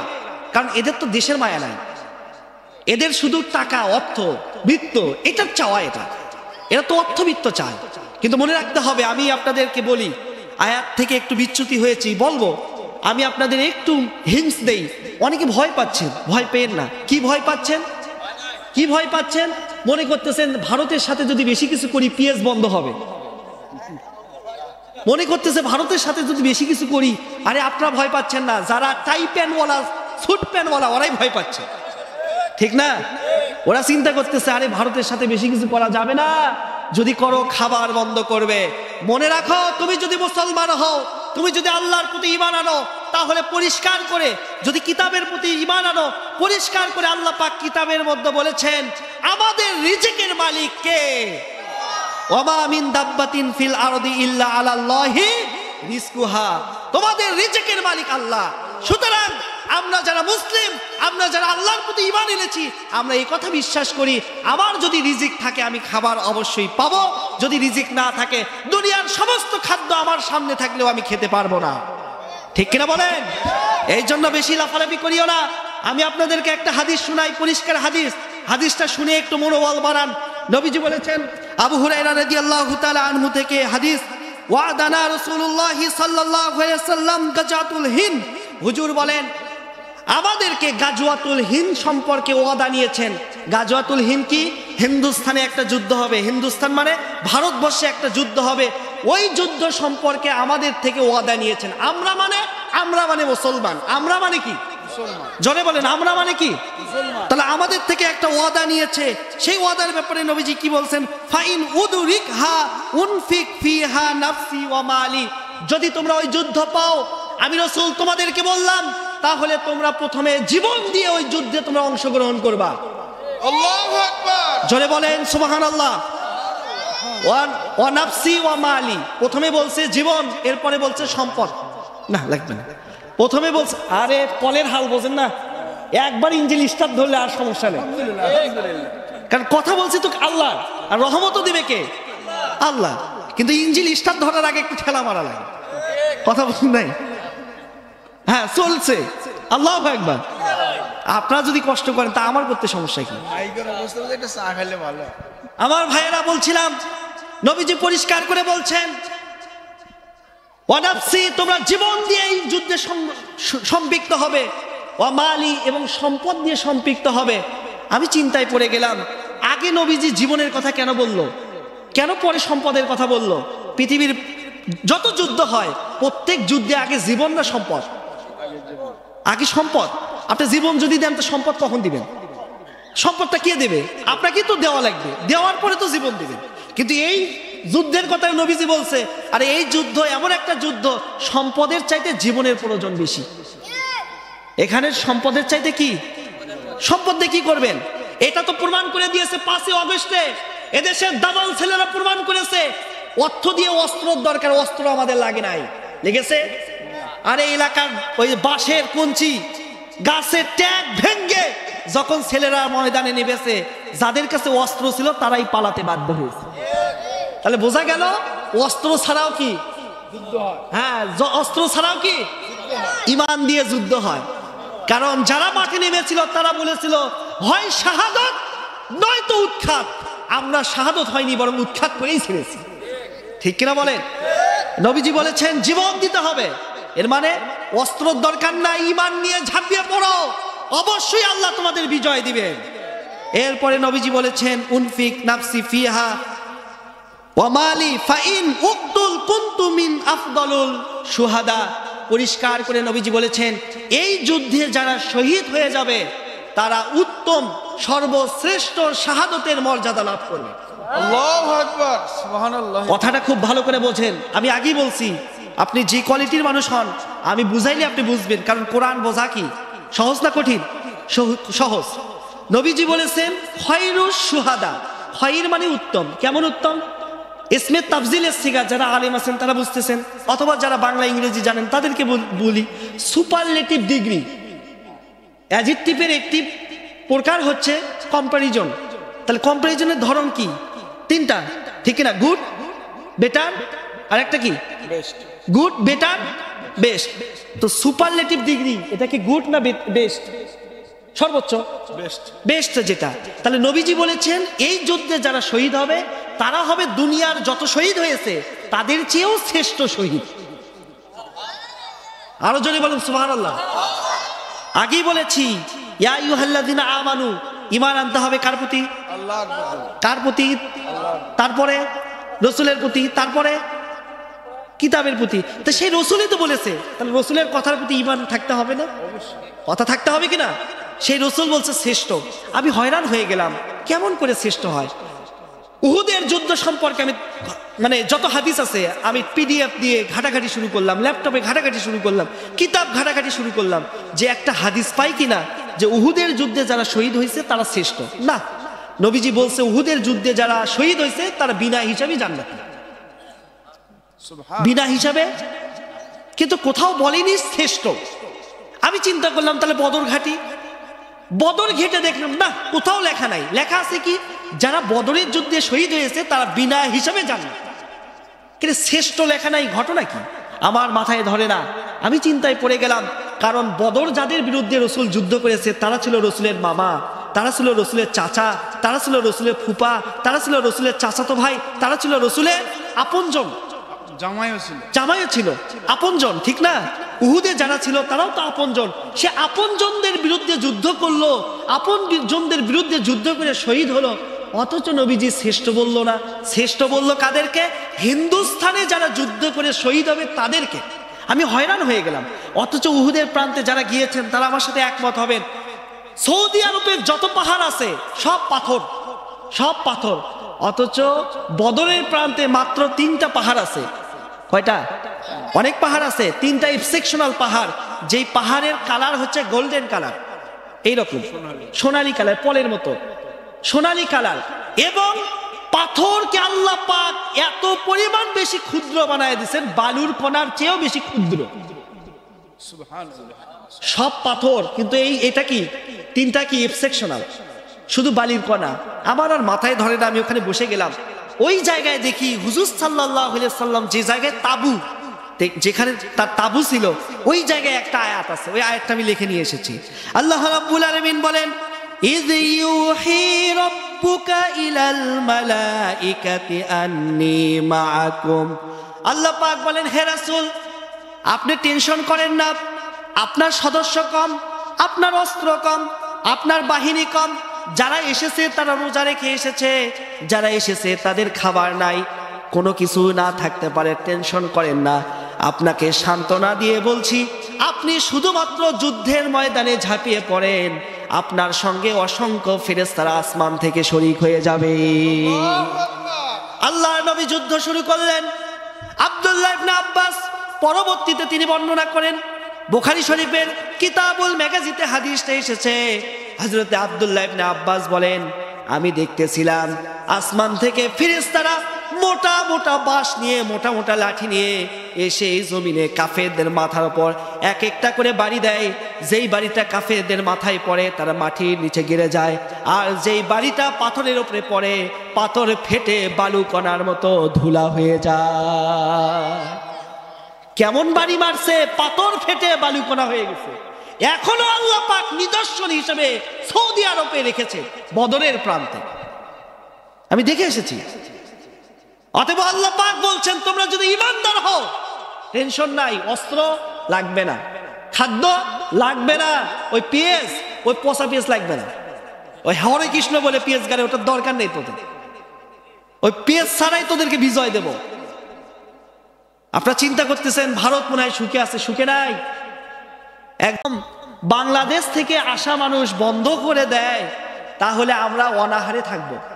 কলকাতায় মার্কুইট স্টেটের যে কলিং স্টেট নামে একটা রোড আছে, ওই রোডের ডানে বামে যত হোটেল আছে সমস্ত হোটেলে যেখানেই যান 10 জন যদি হোটেলে থাকে এর 8 জনই হবে বাংলাদেশি।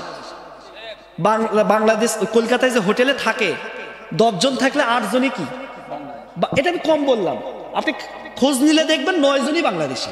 মানে ওখানে শুধু থাকে কারা? বাংলাদেশিরাই থাকে। তা বাংলাদেশিরা যখন যাওয়া বন্ধ করছে, হোটেল কি? আর যাদের পেট চলতো হোটেল দিয়ে, তাদের তো খাওয়া শেষ। তাদের খাওয়া কি শেষ? একটা জরিপে দেখা গিয়েছে বাংলাদেশ থেকে প্রত্যেক বছর ভারতে প্রায় 4,500 কোটি টাকা ওই দেশে যায়। যারা যায় চিকিৎসার জন্য যায়, ভ্রমণের জন্য যায়, তাদের মাধ্যমে টাকা যায়। যখনই তারা যাওয়া বন্ধ করেছে, তাদের টাকা যাওয়াও বন্ধ। অবস্থা কি খারাপ আমাদের না ওদের? আমরা তো আছি। আফগানিস্তান থেকে বলতেছে, আপনাদের সুসংবাদ দেয়, আফগানিস্তান থেকে বলতেছে, আরে ভাই হিন্দুস্তানের যুদ্ধ এখনই হোক তাহলে ভালো। আমি বলি, অনেকে মনে করবেন যে হুজুর যুদ্ধ কেন চান? যুদ্ধ চাওয়ার তো দরকার নাই, যুদ্ধ তো খারাপ জিনিস। আমি এই কথা পরিষ্কার করে বলি, আপনি চাইলেও যুদ্ধ হবে, না চাইলেও যুদ্ধ হবে। কারণ যিনি বলেছেন পৃথিবী একদিকে, তার কথা আর একদিকে, তার কথাই সত্য হবে। বলেছে মুহাম্মাদুর রাসূলুল্লাহ সাল্লাল্লাহু আলাইহি সাল্লাম। নবীজি যেহেতু বলেছে যুদ্ধ হবে, যুদ্ধ অবশ্যই হবে। আপনি না বললেও হবে, বললেও কি হবে। আফগানিস্তান থেকে বলতেছে, আরে ভাই যুদ্ধ যেহেতু হবে, আজকে হলেও হবে, 10 বছর পরে হলেও হবে, তবে এখনই হোক। আমি চিন্তায় পড়ে গেলাম, কেরে কি আশ্চর্য মানুষ। উনি আবার বলে এখনই হোক, ঘটনা কি? একটু পুরো ভিডিও দেখি। উনি বলতেছে আজ থেকে 10 বছর পরে যদি যুদ্ধ হয়, তাহলে হয়তো আমি নাও থাকতে পারি। ওই যুদ্ধে অংশগ্রহণ করবে আমার ছেলে, আমার ভাতিজা, তারা শহীদ হয়ে তারা শ্রেষ্ঠ শহীদের মর্যাদা লাভ করবে। কিন্তু এখন যদি যুদ্ধ লাগে, আমরা ঘরে বসবো না, বরং আমরা ওই যুদ্ধের ময়দানে ঝাঁপিয়ে পড়ে আমরা শহীদ হয়ে সর্বশ্রেষ্ঠ শহীদের মর্যাদা আমরা পাই। তার মানে এই পাশে শুধু আমাদের দেখেন না, ও পাশে আছে কারা? আফগানিস্তান। খালি আফগানিস্তান বলেন না, এমন আফগানিস্তান আমেরিকাকেও যারা বেল দেয়। কথা ঠিক না? আমেরিকাকে বেল দিয়েছে, বললে পড়া শক্তি ধরা শক্তি সব বাদ করে দিচ্ছে, সব বাদ। আলেকজান্ডার বড়, আমরা ইতিহাসে পড়েছি, তার মা একবার চিঠি লিখেছে, আরে কোন দেশে গেলা, পৃথিবীর যেখানেই যাও বিজয় অর্জন করে আসো, কিন্তু কয়েক বছর হয়ে গেল তুমি বাড়ি ছাড়া হয়েছো, তোমার যুদ্ধ কি শেষ হয় না? আলেকজান্ডার বড় চিন্তা করছে, মাকে বুঝাবো কি দিয়া। এই জন্য তিনি চিঠি লিখেছেন, মানে ভালো মন্দ কিছু লিখেছেন, আর চিঠির সাথে আফগানিস্তানের এক মুষ্টি মাটি দিয়েছেন, দিয়ে বলেছেন, মা আমি চিঠিতে লিখে দিলাম, এই মাটি তুমি ঘরের সামনে রেখে দিবা। কোথায়? ঘরের সামনে। আর এই মাটি রেখে দিলেই তুমি তোমার এই কথার জবাব পেয়ে যাবে। আফগানিস্তান থেকে মাটি পাঠায় দিছে। আলেকজান্ডার বড় মা চিন্তা করছে, বললাম কি আর করলো কি? বললাম কোন দেশে গেছো, সে দেশে কি যুদ্ধ শেষ হয় না? অথচ জবাবে পাঠাইছে কি? মাটি। তো মাটি রেখে দিয়েছে। কয়েকদিন পরে দেখে ওই মাটিতে যারাই দাঁড়ায় তারাই খুব ঝগড়া করে। কথা বোঝেন নাই? তখন আলেকজান্ডার বড়োর মা বুঝতে পারছে, আরে আমার ছেলে যেমন তেমন দেশে যায়নি, যে দেশে গিয়েছে ওই দেশের মাটি খালি ঝগড়াটে মাটি। কথা ঠিক আছে? এই জন্য ওই পাশে আছে আফগানিস্তান, এই পাশে আছে আমরা। মনে করো না আমরা কম। আমিও বলি, আমাদের আল্লামা বলেছিল আমরা সংখ্যায় কম হতে পারি, তোমরা সংখ্যায় বেশি হতে পারো, তোমরা অস্ত্রে বেশি হতে পারো, তোমরা খাদ্যে বেশি হতে পারো, কিন্তু শুনে রেখো তোমাদের যা আছে এগুলো একটাও কাজে লাগবে না, বরং আমাদের যা আছে ওইটার সামনে যদি তোমরা দাঁড়াও, আমাদের মধ্যে আছে ঈমান, ওই ঈমানের সামনে যদি তোমরা দাঁড়াও, তাহলে শুকনো গাছের পাতার মতো তোমরা বাতাসে উড়ে যেতে বাধ্য হবে। কারণ এই আফগানিস্তান, এই হিন্দুস্তান, এই বাংলাদেশ ইমাম মাহাদি আলাইহিস সালামের মাধ্যমে ইসলামের কালেমার পতাকা উড়বেই ইনশাআল্লাহ।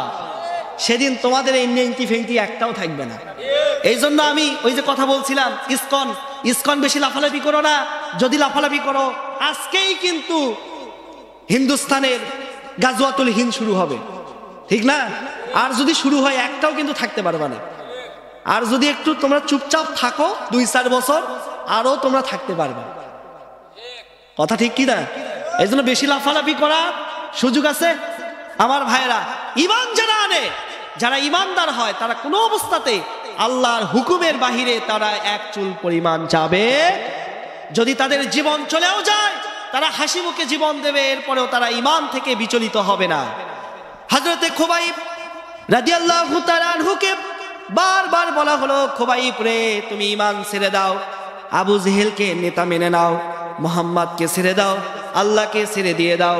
খুবাইব রাদিয়াল্লাহু তাআলা আনহু বললেন, আমি শাহাদাত লাভ করতে রাজি আছি, কিন্তু আমি ঈমান ছাড়তে রাজি নাই। আল্লাহর প্রতি যে ঈমান, রাসূলের প্রতি যে বিশ্বাস, রাসূলুল্লাহ সাল্লাল্লাহু আলাইহি সাল্লাম যদি দেশ পরিচালনা করেন কোরআন দিয়ে, তাহলে ওই দেশে কোনো হানাহানি থাকবে না, কোনো মারামারি থাকবে না, দেশে শান্তি বইবে।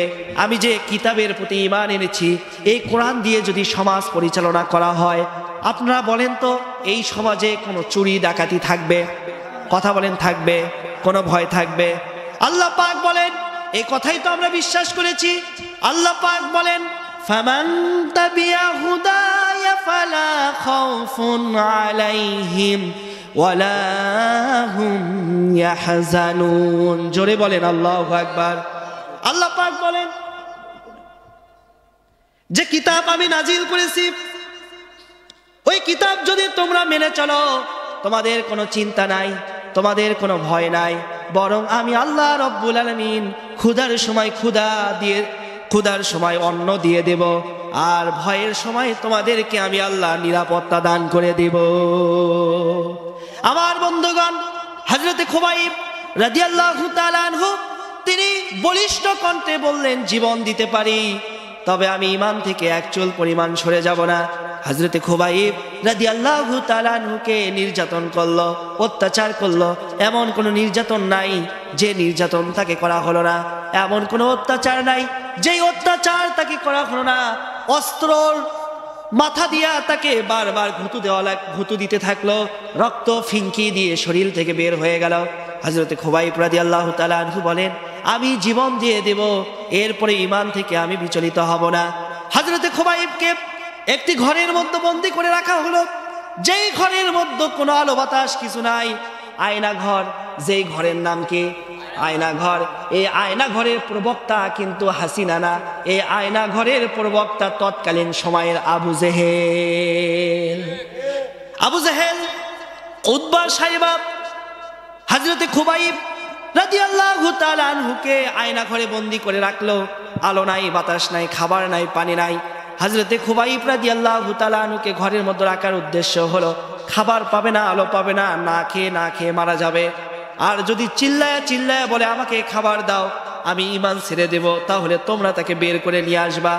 হযরতে খুবাইব কোনো কথা বলে না। 1 মাস হয়ে গেল।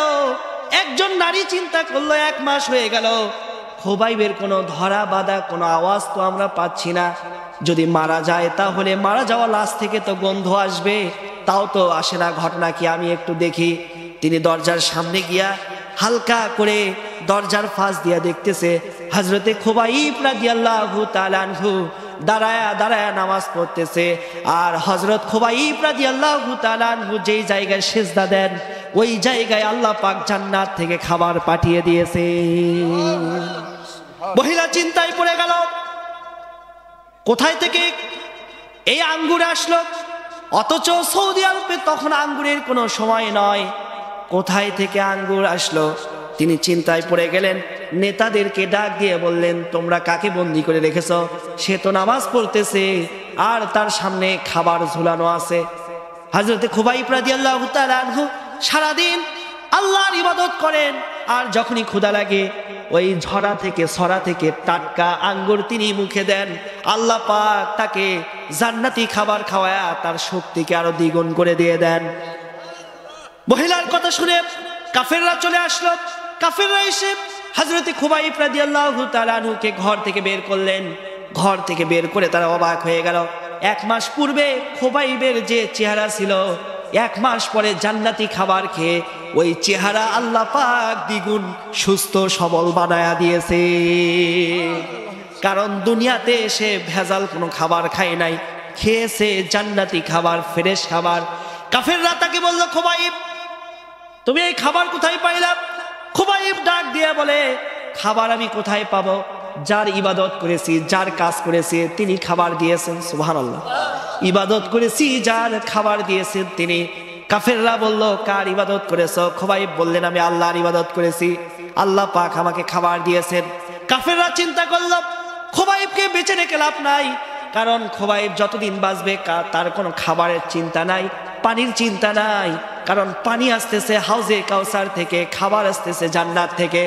এই জন্য কাফেররা হযরতে খুবাইব রাদিয়াল্লাহু তাআলা আনহুকে শুলের কাস্টে উঠায়া দিলেন, হাতে প্যারেক লাগায়া দিয়ে দিলেন, হাত সরাইয়া দিয়ে দিলেন।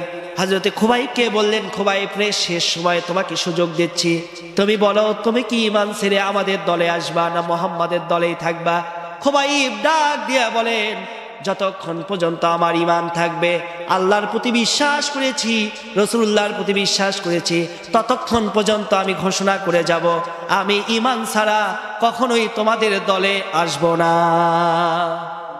খুবাইব রাদিয়াল্লাহু তাআলা আনহুকে নির্যাতন করতে করতে এক পর্যায়ে এত বেশি নির্যাতন করলেন, মারা যাওয়ার উপক্রম হয়ে যাবেন।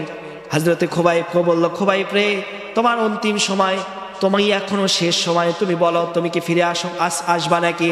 যদি ফিরে আসতে চাও তোমাকে আমরা চিকিৎসা দেব, শুধু তাই নয়, মক্কায় গাড়ি দেব, বাড়ি দেব, টাকা পয়সা যা লাগে তাই দেব, ক্ষমতা দেব, এরপরেও তুমি আমাদের দলে চলে আসো। খুবাইব বলে, দুনিয়ার সব কিছু যদি তোমরা আমাকে দিয়ে দাও, এরপরে আমি ঘোষণা করছি যে ঈমান আমি এনেছি আল্লাহর প্রতি, যে ঈমান আমি এনেছি রাসূলের প্রতি, যে ঈমান আমি এনেছি কোরআনের প্রতি, তা থেকে আমি এক চুল পরিমাণ ফিরে আসব না। হযরতে খুবাইব রাদিয়াল্লাহু তাআলা আনহুর কথা শুনে কাফেররা বলল, খুবাইব, শেষ সময়ে তোমার কি কোনো চাওয়া পাওয়া আছে নাকি? তোমাকে আমরা ফাঁসি দিয়ে দেব, শুলের কাস্টে হত্যা করব। আমার ভাইয়েরা খুব ভালো করে বোঝার চেষ্টা করেন, মনোযোগ দেন। কথা শোনা যাচ্ছে? আরে মাইক গেছে ওটা বুঝছি, কিন্তু শোনা যাচ্ছে কিনা?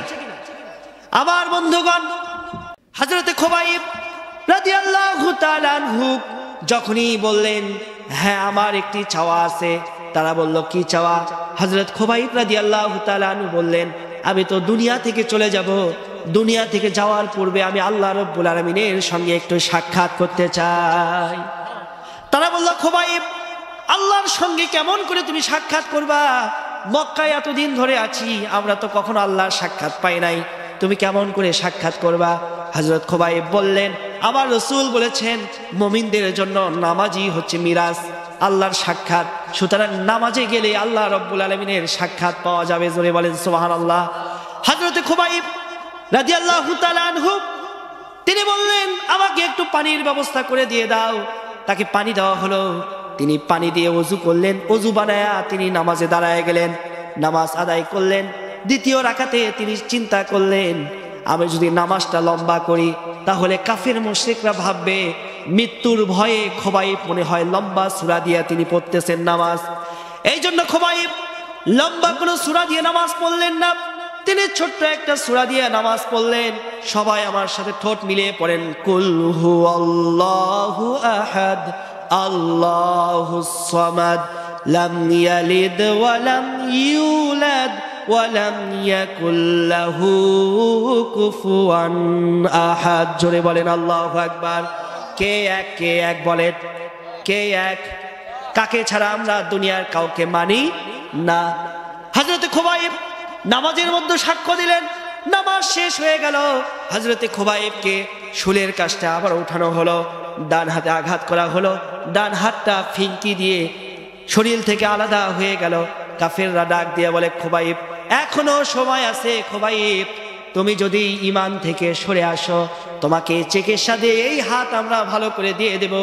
খুবাইব মিসকি মিসকে হাসতেছে আর বলতেছে, ও কাফেররা, তোমরা আমার হাত কাটতেছো, অথচ আমি আমার নাকের ভিতরে আল্লাহর জান্নাতের সুঘ্রাণ পাচ্ছি। হযরতে খুবাইবকে বাম হাত কাটা হলো। বাম হাত কাটার পরে আবারও তাকে একই কথা বলা হলো, খুবাইব রে, এখনো সময় আছে, ফিরে আসো আমাদের দলে, ঈমান ছেড়ে দাও, তোমার হাত ঠিক করা হবে। হযরতে খুবাইব বললেন, ঈমান এনেছি, ঈমান ছাড়ার জন্য আনি নাই। হযরতে খুবাইবের পা কাটা হলো। এক পর্যায়ে হযরতে খুবাইব রাদিয়াল্লাহু তাআলা আনহুকে বললেন, খুবাইব তোমার সঙ্গে আমাদের শেষ একটি কথা, এটাই তোমার সাথে আমাদের শেষ কথা। খুবাইব বললেন, অনেক কথাই তো তোমরা আমাকে বলেছো, অনেক অফার তো তোমরা দিয়েছ, আমাদের আল্লামাকে কিন্তু কম অফার দেওয়া হয় নাই, নিজামীকে কম অফার দেওয়া হয় নাই। তারা বলেছে যত অফারই দাও না কেন, ফাঁসির দড়ি আমাদের গলায় আর নাকের ভেতরে আমরা জান্নাতের সুঘ্রাণ পাচ্ছি। যদি এই ফাঁসির রশি তোমরা আমাদের গলায় থেকে খুলে নাও, এর মানে হচ্ছে জান্নাত থেকে আমাদের বের করে দেওয়া। আমরা তো জান্নাত থেকে বের হতে চাই না। হযরত খুবাইব বললেন, অনেক অফার তোমরা দিয়েছ, কি বলতে চাও বলো। ভাই আপনার কি টাকা দিছে? কথা দিছে আপনার টাকা? আরে আপনি বলেন দিছে আপনার? তাহলে আপনারও যা আমারও তাই। করবেন না, খারাপ করবেন। থাকতে হবে দেশের ব্যাপারে। আমি এই কথা পরিষ্কার করে বলি, দেশের ব্যাপারে আমরা এক, ইমানের ব্যাপারে আমরা এক, আল্লাহ এবং তার রসুলের ব্যাপারে আমরা এক। এই তিন ব্যাপারে আমাদের কোনো ছাড় নাই। যে যেখান থেকে ষড়যন্ত্র করো না কেন, আমরা 1000 দল হতে পারি, কিন্তু এই তিন ব্যাপারে আমরা সবাই এক। হিন্দু, মুসলিম, বৌদ্ধ ভেদাভেদ করবো না আমরা। প্রয়োজনে, দেশের প্রয়োজনে আমরা সকলে আবার মাঠে নামবো ইনশাআল্লাহ।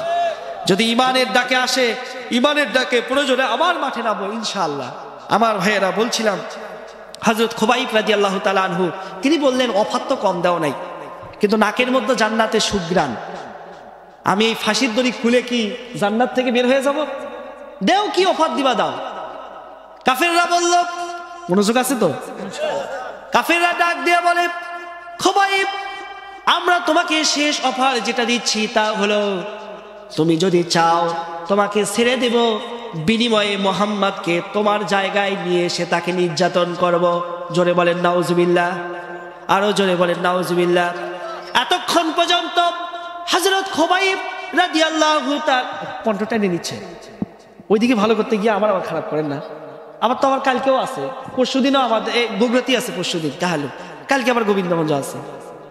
আবার গলা নষ্ট করলে আবার ফির আপনারাও ওয়াজ শুনলেন, কিন্তু আমার পরের মাহফিল যারা আছে তারা তো বঞ্চিত হবে। এই জন্য একটু বঞ্চিত করেন না আমার ভাইয়েরা। হ্যাঁ, এখন ঠিক আছে আমার ভাইয়েরা।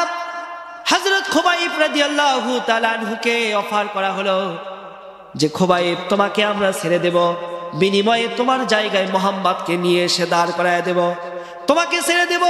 তোমাকে এতক্ষণ পর্যন্ত যে নির্যাতনগুলো করতেছিলাম, ওই নির্যাতনগুলো তোমাকে না করে মুহাম্মদকে করব। এতক্ষণ পর্যন্ত হযরত খুবাইব রাদিয়াল্লাহু তাআলা আনহু সমস্ত নির্যাতন অত্যাচার তিনি নীরবে সহ্য করে গিয়েছেন, কিন্তু এখন তিনি বাঘের মতো, সিংহের মতো গর্জন দিয়ে বললেন, ও মক্কার কাফের মুশরিকরা, তোমরা শুনে রাখো, আমি খুবাইবের শরীরে 1 ফোঁটা রক্ত থাকা পর্যন্ত যদি তোমরা আমার রসুলকে আঘাত করা তো দূরের কথা, তোমাদের নাপাক হাত দিয়া যদি আমার রসুলকে আঘাত করা তো দূরের কথা, একটি ফুলের টোকাও তোমরা দাও, আমি খুবাইবের শরীরে 1 ফোঁটা রক্ত থাকা পর্যন্ত আমি খুবাইব ওই আঘাত কখনোই বরদাস্ত করব না।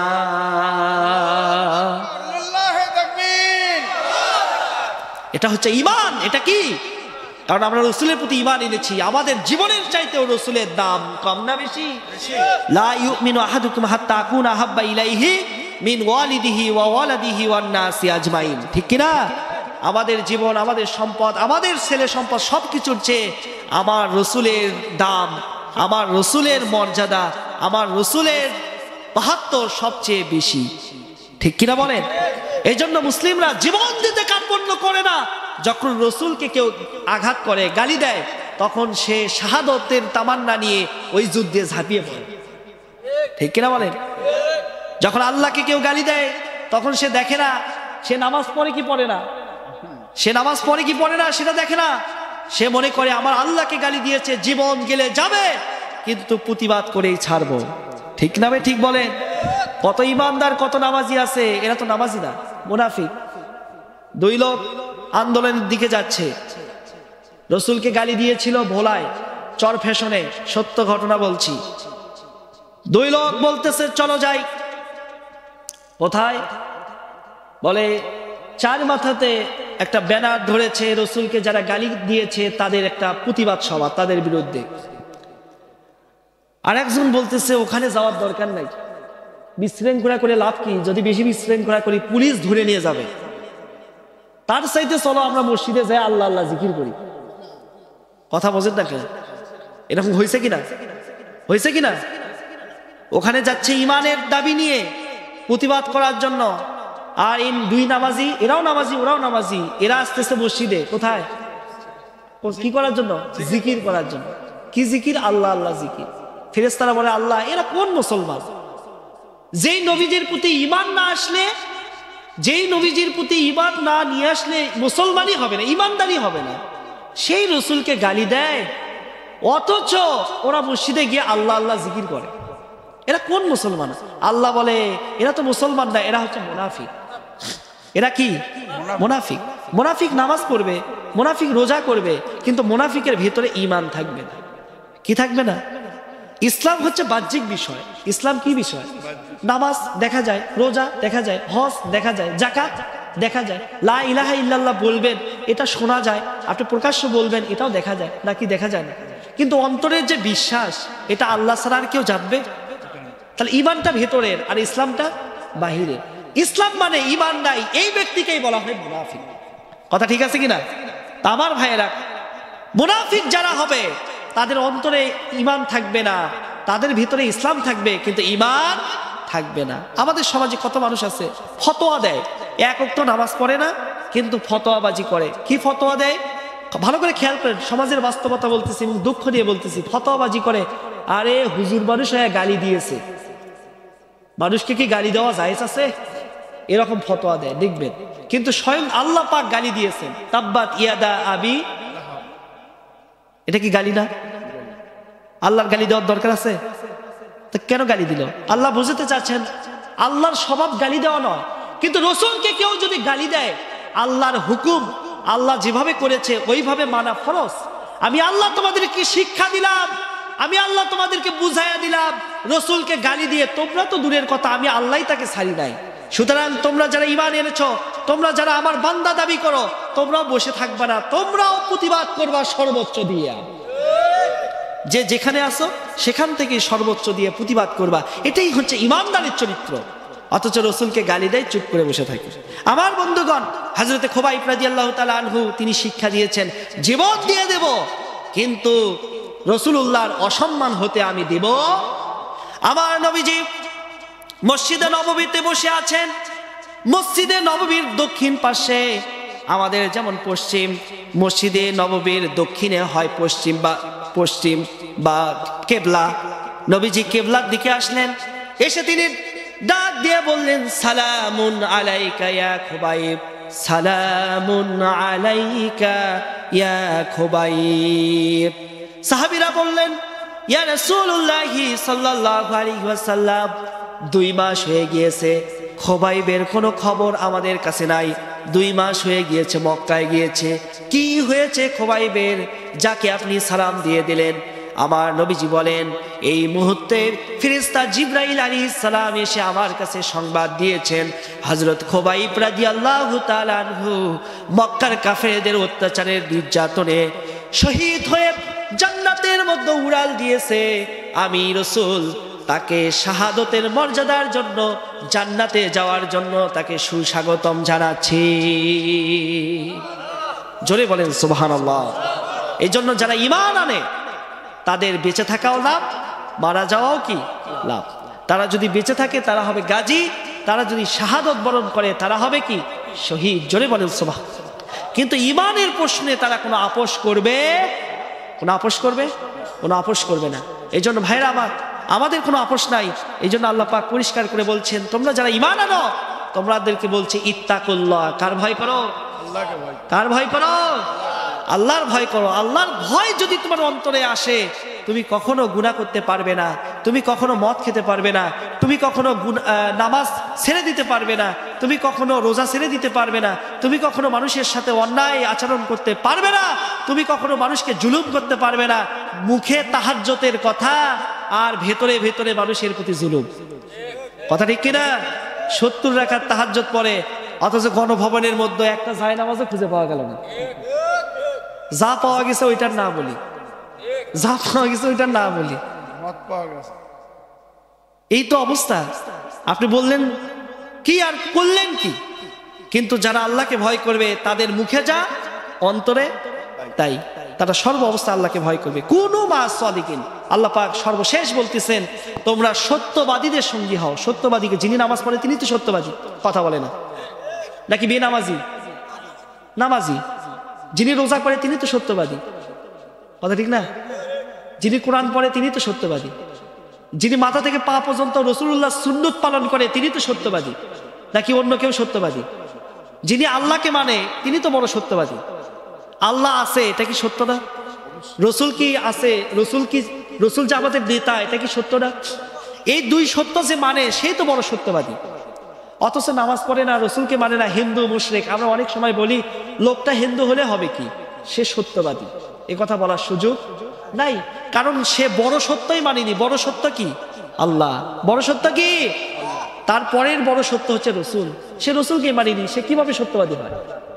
এই জন্য আমরা শপথবদ্ধ হব। সূরা তওবার 119 নম্বর আয়াত থেকে আমরা শপথ করতে চাই, যার মাথা থেকে পা পর্যন্ত রসুলের সুন্নাত, আমরা তার সঙ্গী হব। রাজি আছি?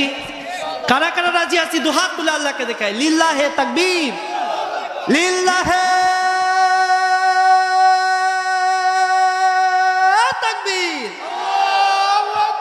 আল্লাহ কবুল করুক, জোরে বলেন আমিন। আমরা মৃত্যু পর্যন্ত সৎ সঙ্গীর সঙ্গী হব, ইমানের প্রতি অবিচল থাকব, আল্লাহর প্রতি ভয় অবিচল আমাদের অন্তরে রাখবো ইনশাআল্লাহ। আমার ভাইয়েরা, অনেক কথা, যেহেতু আমি একটু দেরিতে এসেছি, আমরা গ্রামের মানুষ, বেশি রাত করলেও সমস্যা। 1 ঘন্টা 35 মিনিট কথা বলেছি। আমি এই পয়েন্টের উপরে আরো কিছু কথা বলতে চাচ্ছিলাম, কিছু নোট নিয়ে এসেছি, কিন্তু আপনাদের কষ্ট হবে, এই জন্য না বলি। আমার মা এবং বোনদেরকে বলবো, আপনাদেরকে অবশ্যই ইমানের পথে থাকতে হবে, আপনাদেরকে অবশ্যই ইসলামের পথে থাকতে হবে, পর্দার সাথে থাকতে হবে, ঠিক কিনা বলেন? কিন্তু দেখবেন এই শীতের সময় এরপরেও তাদেরকে পর্দা পাওয়া যায় না। মারা বলবে আগেই তো আজ ভালো ছিল, এখন বলে কি লাভ? এখন তো দেখছি আমাদেরকে ধরছে। শীতের টাইমে মানুষ হাড় ফাটানি শীত, কাপড় শরীরে দিয়ে হুঁশ পায় না, অথচ তারা খুলে হুঁশ পায় না। মার্কেটে যাবেন, এরপরেও তাদের পর্দা খুঁজে পাবেন না, ঠিক না? আর বেশি কথা না বলি, রাস্তার যে অবস্থা, না বেশি কথা বলা যাবে না ওদের ব্যাপারে। রাস্তার যে অবস্থা, গাড়ি তো বেশি জোরে যাবে না, সামনে যে ঝাঁটা নিয়ে দাঁড়ায়, আমি তো যেতে পারবো না, আপনারা তো ঠিকই ঘুমাবেন। অতএব আমি আমার মাদেরকে বেশি কথা না বলে অনুরোধ করি, মা আপনারা ইসলাম মানেন, আপনারা পর্দা করেন, আপনার স্বামীর আনুগত্য মানেন, আপনারা নামাজ পড়েন, রোজা করেন, আল্লাহ পাক আপনাদেরকে দুনিয়াতে থাকতেই জান্নাত দেবেন, এই ওয়াদা করেছেন, ঠিক কিনা বলেন? খাদিজা রাদিয়াল্লাহু তাআলা আনহু রাসূলুল্লাহ সাল্লাল্লাহু আলাইহি সাল্লামকে নিজের সর্বত্র দিয়ে দিয়েছিলেন ইসলামের জন্য, ঠিক না? বড়ই গাছের নিচে জান্নাতুল মুআল্লায় তিনি এখনো শুয়ে আছেন, উঁচু জায়গায়। আমি ওই জায়গায় গিয়েছি, জিয়ারত করে এসেছি। আমার মায়েরা, ফাতেমা রাদিয়াল্লাহু তাআলা আনহু এমনি এমনি হওয়া যায় নাই। ফাতেমা রাদিয়াল্লাহু তাআলা আনহুকে অফার করা হয়েছিল, ফাতেমা তুমি কি দুনিয়া চাও না জান্নাতের সর্দারনি হতে চাও? ফাতেমা বলে, দুনিয়া তো কয়েকদিনের, আর জান্নাত তো অনন্ত। জান্নাত কি? After life of death is eternal life, যে জীবনের কোনো শেষ নাই। তো আমি এই ক্ষণস্থায়ী জীবন নিয়ে কি করব? আমি ওই চিরস্থায়ী জীবন চাই। তিনি বললেন, আমি জান্নাতই চাই, আমি দুনিয়া চাই না। এই জন্য তিনি দুনিয়ার কষ্ট করতে করতে, হাদিসে এসেছে, রিয়াদুস সালিহিনে এসেছে, তিনি আটার জব যে কুটতেন, কোটার কারণে তার হাতে পর্যন্ত ঘা হয়েছিল, কিন্তু তিনি কোনোদিন উহ শব্দ করেন নাই, কারণ তিনি বলেছেন, দুনিয়া আমার প্রয়োজন নাই, আমার প্রয়োজন আখিরাত। আপনি যদি দুনিয়ার সুখ চান, তাহলে মা আখিরাত আপনার বাতিল হয়ে যাবে। আখিরাতের সুখ চাইলে দুনিয়ার সুখ আপনাকে বর্জন করতে হবে, স্বামীর আনুগত্য করতে হবে, আল্লাহর ইবাদত করতে হবে। আল্লাহ আমাদের তৌফিক দান করুক।